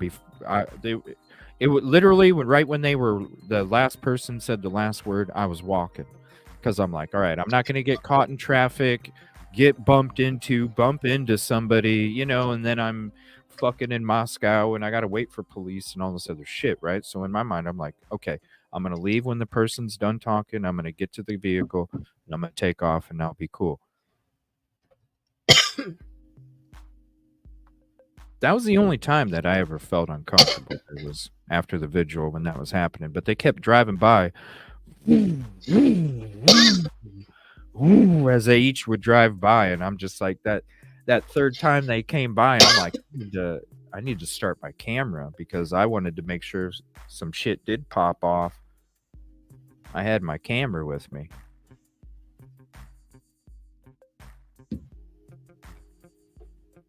I'm gonna have to. We'll go into that tomorrow night. I'm gonna take this picture, and we're gonna look into some of it. That picture. I'm gonna have to go in about 15-20 minutes, but let me throw this out here. Though this is something else that I heard this week. Eric Gower's dad lives in Indiana. Apparently his dad comes to visit him a lot. And, you kind of assume that, Eric would go up there. But interestingly enough, Eric's dad lives about an hour from Delphi. Isn't that weird? Huh. Yeah, that's it. Indiana. I heard that too. One of the footage of them walking. And did you see the picture of his dad? I saw a Facebook post. No, if you have one, Yoli, I would love to see it. Dude, this is the if you've got one that is, you can see his face on Facebook. His face is dark. You can't see it. This is the truck. I'll see if I can find the one that I saw. I would really, and the reason has nothing to do with Idaho, but I really would love to see that picture. Yeah, I'll see if I can't even remember where I go. But if I find it, I will send it to you. Okay. Okay. Thank you. Hold on a minute. Let me show you guys this. This is the truck. Yes, exactly, Lynn T. Both crimes were on the 13th. That did not escape me. Yeah, there is a reason I'm asking. Where's this other picture? 1 second. I'm trying to find them because I gotta send them to myself. Where in the hell? Hold on. I wish I didn't have to do this. Let's see. Here. Okay, it says it's there. Why am I not able to find it?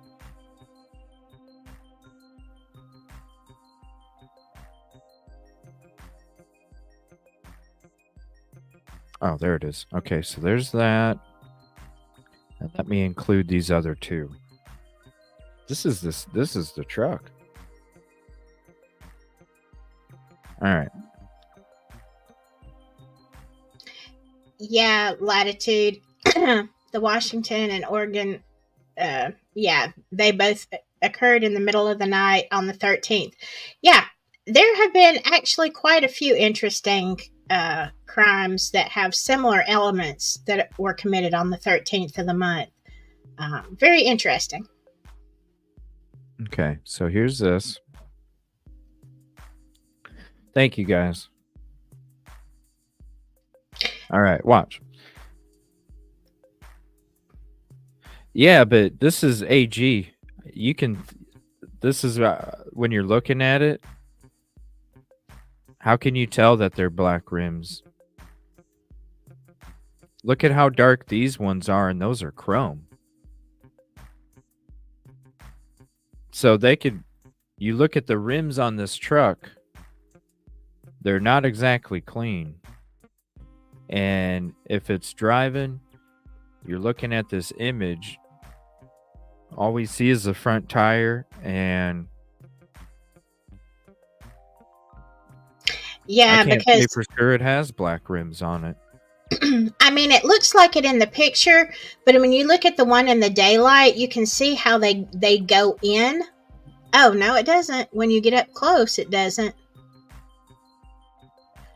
Because in the daytime picture, they're dirty, and those rims kind of go in like a bowl. And so at night, it would catch the shadow. Yeah. Because See how they get, yeah. Are they the same shape, those holes? I can't tell with this one. It's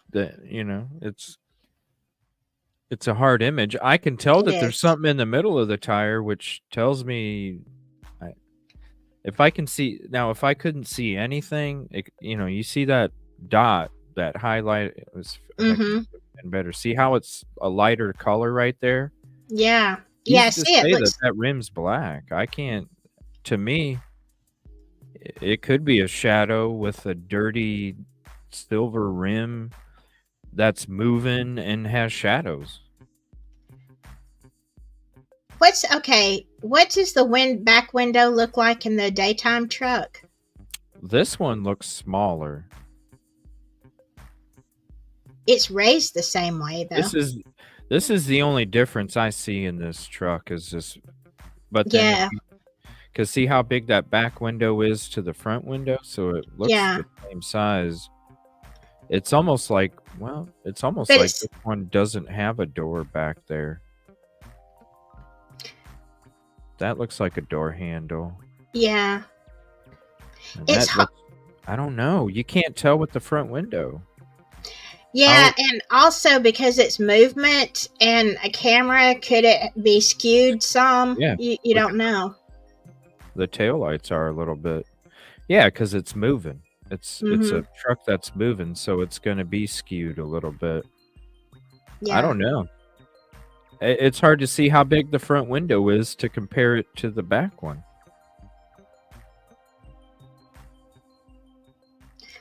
I need to say something to Lynn T. Yeah. I am, because we're actually talking about something else. I would love to know. I've been looking at a lot of stuff. Please, if you're on Discord, or if not, please email me at silkyandSouthern at Gmail. I would love to talk to you about that other situation. Go ahead and type it in. Are you able to? Yeah. Type it in chat. Go ahead and. Well, I got to put my glasses on, CJ. I can't see squat.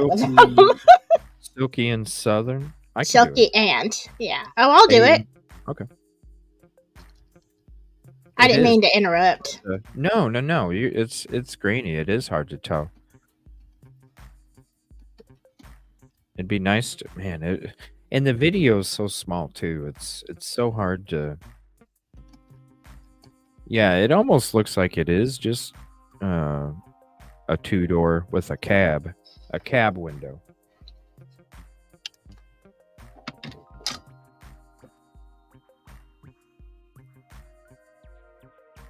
Yeah, we have the picture, Detective, right here. You can see the door handle right there.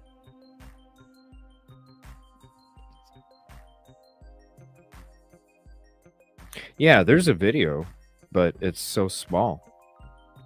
And it's not very good quality. That's why you're getting this kind of an image from it. We've seen the video when it came out, a year ago. We were watching it. It's just not that good quality. It's just not that good quality. I don't know. I can't say it's not a four-door. We'll just have to. We can get into it tomorrow night, and we'll get the exact truck. It does look raised, though, doesn't it? Yeah, it's raised. Mm-hmm.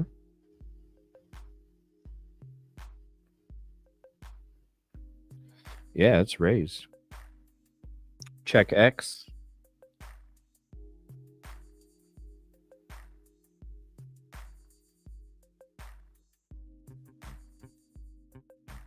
Very that's what this is supposedly this is supposedly the truck. So just imagine those wheels moving. I mean, I don't know. I can't. It'd be nice to see the front window for sure and compare it to the window in the rear. CJ, let me ask you this, because I'm just getting back into Idaho. Was there ever a white Prius that was potentially a car of interest? No, It was Sentra. It was Sentra at first, and then it was Hyundai Elantra. After that, at first it was the Sentra. Because I remember somebody talking about a Prius, but I can't remember who, what, where, anything. I think that was probably when people were. It's probably when people were like imposing vehicles on other, like the body. That's probably when when people were imposing other vehicles on the body cam, where you have the cars driving by. There was one, the body cam was Saeed, and it looks like there's a silver Elantra or something like that driving by, and there was people trying to impose all sorts of fucking vehicles on it, just like Linda Lane. I mean, you can pick 15 vehicles and put them all on the same thing and be like, ooh, that's it. And I believe some of the law enforcement officers that were plain clothes, they may have had a Prius. I don't know. But I seem to recall that they said that the officers that were driving the undercover? Yeah, didn't they say they got hybrids? Yeah, I thought that was like a Ford hybrids. Escort. Wasn't it a Ford Escort? I just remember hybrids, and I thought of Prius, so I don't know. It could have been a Ford Escort. Yeah, but Escorts aren't hybrids. They said they got us under a hybrid or something. That because of the gas, and I thought it was a Prius, but I may be mistaken. I don't think it's a Prius. Undercover hybrid. I don't know, because that just FYI, a Prius comes up in the Intellius report. Oh, maybe it was a Ford. CEO of Hyundai said the BK car was a Prius. The what? Ford Fusion. That's what it is. I was saying Escort. No, it's a Fusion. That's what it was. Ford Fusion. Oh, okay. I was CEO thinking. of Hyundai said, okay. Yeah, Ford Fusion. Thank you. Yeah, it was a Ford. Yeah, to save on gas. Let's see here. It says Moscow police have pushed back at the suggestion the inexperienced officers, the lead investigator has only been a cop for 2 years, are hampering or have already botched the investigation. Probably more from his wife. Oh my gosh, we only got some guy that's got 2 years experience, Eric. No murder weapon has been recovered and no suspect's name, but police are still seeking the occupants of a white 2011 to 13 Hyundai Elantra with unknown license plates caught on CCTV in the area near the time. Then that's the infamous the Oregon one that went. Then it talks about how many people are involved. It mentions the $1 million emergency fund for the investigation. Let me see here.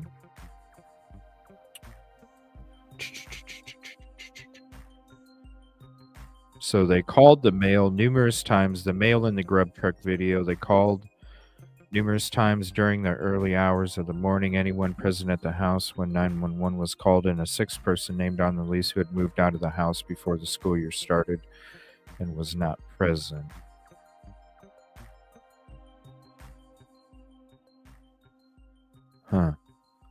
Defended the investigation during an appearance on News Nation Thursday. He said the investigations have been handled properly. We secured the scene quickly. We called in the state police. We did our due diligence in getting the things that we needed to do to have this be a solid case all the way through. That didn't age well. Yeah. It's like it's like a coach telling his players, if you push hard enough, you can do it. Yeah. Well, Yeah. some of them can't. Okay. We called in the state lab to collect evidence, and I believe it was the initial stuff that we started and how we did things that will help bring this to a conclusion. Fry said, I think there's some misconception out there with how we operate here in Moscow. I don't think so, Mr. Fry. That's why we got a t-shirt coming.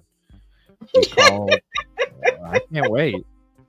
The ladies can even have a sparkly vinyl tie for their because if the ladies, they want like a pink sparkly Fry tie, we'll get them a pink sparkly Fry tie.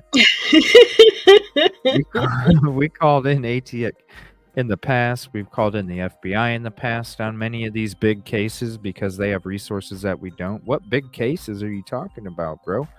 Oh, the one where the university professor unalived a student? Maybe. And we want to have the best investigators there. We've always done these, yada, yada, yada, yada, yada. More stuff from Ellie. Okay. I'm not sure they're capable of that. Oof. No. Not when you don't even know who showed up or how many people were out front when you showed up. You still don't know. That's a problem. Yeah.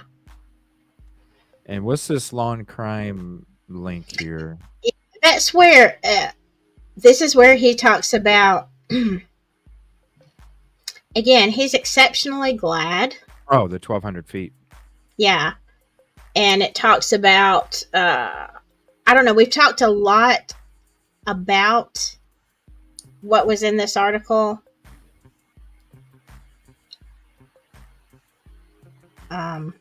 That's talking fine. about, but in here he talks about his wife being okay. He just said he was afraid. The whole community is afraid. People are scared. In this article, somewhere he talks about his wife being scared, and basically he was telling her there's nothing to worry about. So you're afraid to pull in the parking lot because you might get robbed, but you're telling your wife after a quadruple, unaliving that there's nothing to worry about. It's what it is just showing contradictions in what he's saying. Yeah, because I know he was saying when we went into it, I know he was saying his wife was the one that was scared and he was fine. He thought that they were safe and his wife was the one that was concerned, and that's what led him to collect tips. So let me see here. It says he lived 1,200 feet. Here's the link to this too if you want it. Let me drop that in chat. There's that one. All right, and it says he lived 1,200 feet from my door. Driver who brought Idaho victims home the night they were unalived is exceptionally glad about suspect's arrest. The private driver who dropped off Kaylee Gonzalez and Maddie Mogan off at their home near the University of Idaho campus just hours before they were unalived in the early morning of November 13th is exceptionally glad an arrest has been made and tells Law & Crime that he actually saw the white Hyundai Elantra police were looking for last month. See, he does. He is inserting himself in the investigation as you read through here. How much he tipped off police? I don't know. It's just sus. It just adds more to the sus cake. More ingredients. Sounds good. My favorite used to be angel food cake, but I think it's sus cake now. That sounds good. It's like, ooh, what's in the middle? It's like the chocolate. You don't know what's in the middle of it. It's a sus cake. What is it? What do we got? Yeah. Watch. People are gonna fucking make sus cakes now that there's a surprise inside. Yeah. We should start that trend. Yeah, you can put crime scene tape all over the cake. And you don't know what's inside. Is it banana? Is it chocolate? Is it strawberry? Yeah. Yeah, that sounds awesome. Yeah, that sounds awesome, don't it? Damn. Yeah. Hey, I need to like open up a bakery too. We need to make sus cakes. You know, instead of cupcakes, it's sus cakes. Yeah, Katrina, like a gender reveal. Only it's like, Yeah. oh, they should do that before they arrest somebody. They should just cut it open and say, okay, we've know arrested what? someone. Let's Silky? open the sus cake, and out pops a name. You know what? You know what, Silky? What? Let's for your first when we get together for some business. Your first T-shirt should be "Have a slice of sus cake, Silky Southern Tea." You know, that's you. That's your shirt. That's your shirt. I'm not taking credit for it. That's your shirt. You get that Silky Southern Tea. Have a slice of sus cake. Yeah, yeah, that's good, awesome. CJ. That's Yeah. good. Be your first T-shirt from Silky Southern Tea. The 19-page document contains chilling details about Kernodle's death, including a surviving roommate who told investigators that she heard crying coming from Kernodle's bedroom, and a man saying something to the effect of, "It's okay, I'm going to help you." News of the arrest broke last Friday after nearly 7 weeks of investigation. I was surprised but exceptionally glad that some form of resolution is coming, the private driver said. I feel exceptionally bad for those parents in our community. He was somewhat stunned to learn that Koberger, who maintains he did not commit the crime, lived near him in Pullman. He lived 1,200 feet from... Oh, go ahead. He, just semantics again. Exceptionally. He used that word 2 times. Exceptionally glad. Exceptionally. Semantics. Statement analysis. It's a sus cake. It's a sus cake. Yes, it is. That's right. Yeah, instead of T and A, you got T and S with Silky. T and sus. Yeah, you got T and S with Silky. The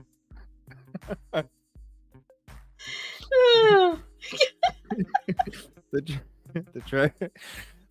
Hey, we're keeping it cool. The driver spends much of his day shuttling people around town. So after the unalivings, he kept an eye out for the white. With the PhD, he spends his day shuttling people around. Yeah. Yes. God, that's going to be me, a lawyer that's doing Uber because the courts can't get their shit together. I mean, I don't understand. What the hell? Mm-hmm. He has a PhD. The good of the community.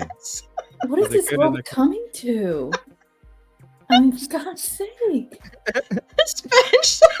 Oh, I'm telling you, it's going to be a thing now. Look, I love that keeping it sus, too. That's going to be a second shirt. Keeping it sus. Just write it down on a piece of paper, Silky. Trust me, we're going to be pumping out. We're going to be pumping out. Oh my God. Because you know what? I'm tired. Like the whole time that I've had the show and I've had a merch store, the whole time I've never really ever promoted it because I'm tired of how much they want to take, and it does. And it's not support. It really isn't support. No, it's not. And so we don't I'm make so money. excited. I'm so excited to be able to do this, not only for us, but for you and anybody else that wants to be able to, because this is about community. This is not about this middleman bullshit. This is about community. And so it really should go to support the community. And that's one of the reasons why I wanted to make sure that it was one of the things that's part of the show and of the community. Tea and sus crumpets. Oh my God. Look at this. Sus cakes BOGO. Green's $1 billion sus cakes BOGO. Oh shit. Yeah. Silky, can you bake? Can bake, yeah. There you go, people. Get a Facebook store. Start putting cupcakes on there because you can ship cupcakes. Yeah, there you go. They Fresh stay back good. sus cakes. They stay good for a few days. Yeah, frozen sus cakes available by mail order. Silk, for real. This is no lie. And don't tell people what's in the sus. Don't tell them. It's a surprise. Yeah, if you're allergic to this, don't get this bundle. If you're allergic Yeah. to this, don't get this bundle. You know, you got to make Yeah. sure you cover the allergies. But hey, Yeah. if you're allergic to peanut butter, you don't want this one. Okay. Oh, and then, I could cook with some rum or something and have drunken sus Don't cakes. tell nobody. Don't tell nobody. Keep it sus. Keep it sus. Oh my God. Y'all are so funny in the comments. Don't tell nobody. Don't tell nobody. Yeah, keep it sus. Sus cakes. You don't want them to know shit. How did he know? How did he know about Ethan? How did he know about the Elantra before it was released December 7th? Good question, right? Because it came in November 29th, did it not? They were looking for I a think. Sentra. They were looking for a white or light colored vehicle, and they first came out with a 2019 to 2023 Nissan Sentra. And yes, 23s come out in 22 for those who want to. You said 23. It happened in 22. Yeah, cars are a year ahead, people. I just got to cover that because you never know. And you got 5 comments. That's a 23. That's after. Get them while they're hot. Good question. I'm telling you, sus cakes. Spicy sus cakes. You don't tell nobody. Yeah, don't even tell them if it's spicy or sour or nothing. Nothing. They just have to take the crime. They just have to take the crime tape, plastic off around it, and then once they get that crime tape off, they get to bite into the evidence. Find out what it is. Oh shit, this is banana. Oh sweet. I was in the mood for strawberry, but hey, I like it. I'll have to do some Delphi sus cakes, and it'll be full of nuts on the inside. We can't Nut send balls. him any. He's gonna be on that search for the knife for probably quite a long time. So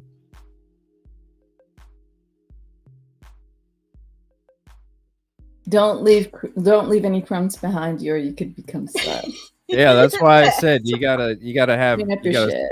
If you're allergic to peanut butter, don't get this one. If you're allergic, Clean it up. This one.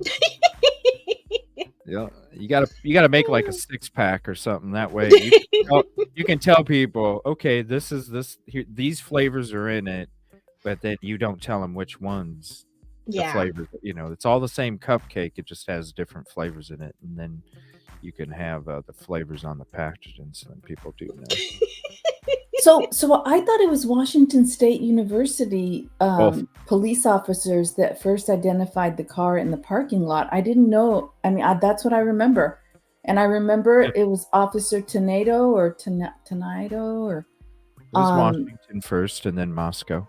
Okay, so how is this driver saying he spotted it? He was the first to spot it. How does it come up with different registrations when it's only 30 minutes apart? Yeah. The first one says Washington and Moscow 30 minutes later says, or the first one says PA, and then Moscow pulls it up and it says Washington. That was in the Idaho 4 revealed video. No, that's something we talked about before that video even came out.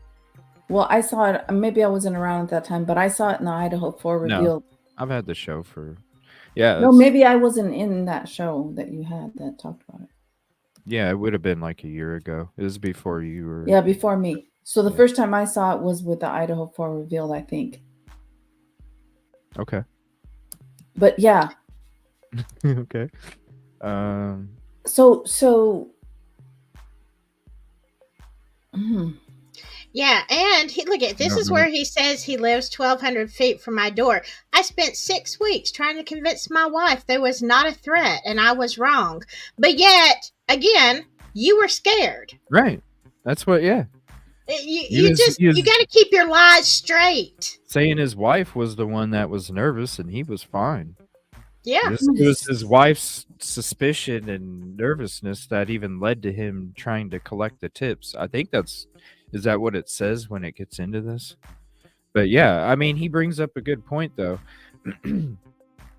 Oh, it says that he called the tip line on December 7th.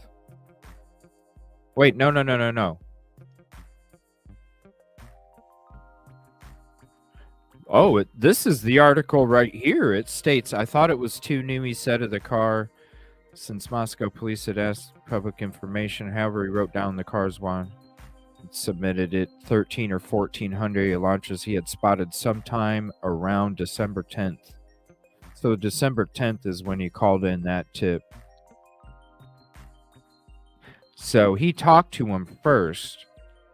Then his wife, according to this article, his wife was nervous. So then he called the tip in. So between December 7th, so what it's saying is between December 7th and December 10th is when he collected 13 or 14 Hyundai Elantra tags that he had spotted. And then he called the tip line around the 10th. So then that's when the vehicle description came out on the 7th, that his wife was already, according to this article, his wife was already bugging him. So then when the tip came out about the Hyundai Elantra, then he's claiming that because he drives around all the time, that he wrote down all the tags that he spotted being a Hyundai Elantra. There was only 14. No, there's 22,000. I saw way more than 14 when I was there. For real. I did. Like, there was so many. Yeah, like when you're going through my footage, and I want to say thank you to Swamp. I'm sorry. Chick. Is that Swamp Chick? No, it's this channel that shouted me out last. Swamp Rose. Oh, Swamp Rose. Jesus. Swamp no, I wanted to. Swamp Rose. You're high on sus cakes, Yoey. There's a swamp chick that's in the chat. Swamp Rose and chick. Where you got confused, but no, this is Swamp Rose. She actually she gave a shout out about the community. She said of my footage of Moscow and the PCA and everything is the best out there on YouTube. And I just want to say thank you to her for that, because I take pride in making sure that things are said a certain way, and even like just me, like putting aside my fear of flying just to go out there, like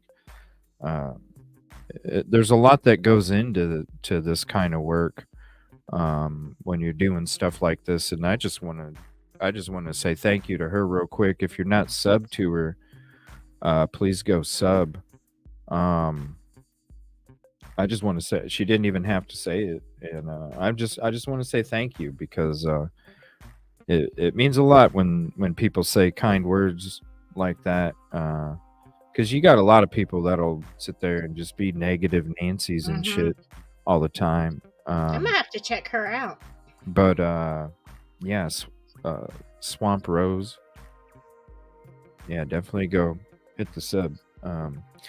She was actually discussing one of the highlight videos that I put up, the one about the 1126 possibly having a camera. But yeah, it was just, people don't have to even say that stuff, and they did. So I just want to say shout out to them and thank you to them again for doing that.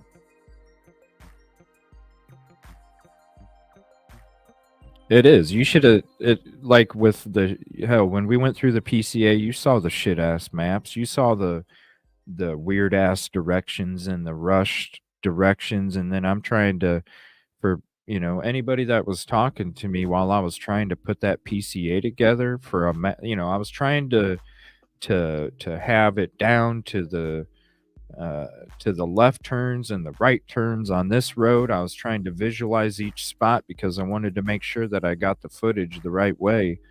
And it was a fucking mess trying to come up with that damn route, because you're literally checking every single address because you don't even know if it's written down properly or not, or you know. So there's a lot of work that goes into it. So I just wanted to say thank you to them. I'm gonna have to go, CJ, because I gotta work in the morning, unfortunately. Oh, you're good. Thank you for hanging out. I appreciate you. And yeah, we're gonna get together soon for one of those Long Island SK shows too. Yes, absolutely. So let everybody on my channel who might be linked through mine. They're going on, and there's a lot of good information still to come. So I'm going to quit my stream or else I'll forget. I don't know what I'll be streaming at 3 a.m. Oh, it's all good. We're going to be going but a few more minutes. It's almost the 4-hour mark. And we'll be back tomorrow covering a lot more stuff, too. All right. Good to see you, Yoli. And thank you, CJ. Thank you. I appreciate you. All right. Bye, y'all. And join CJ. Thank you, Silky. Appreciate you.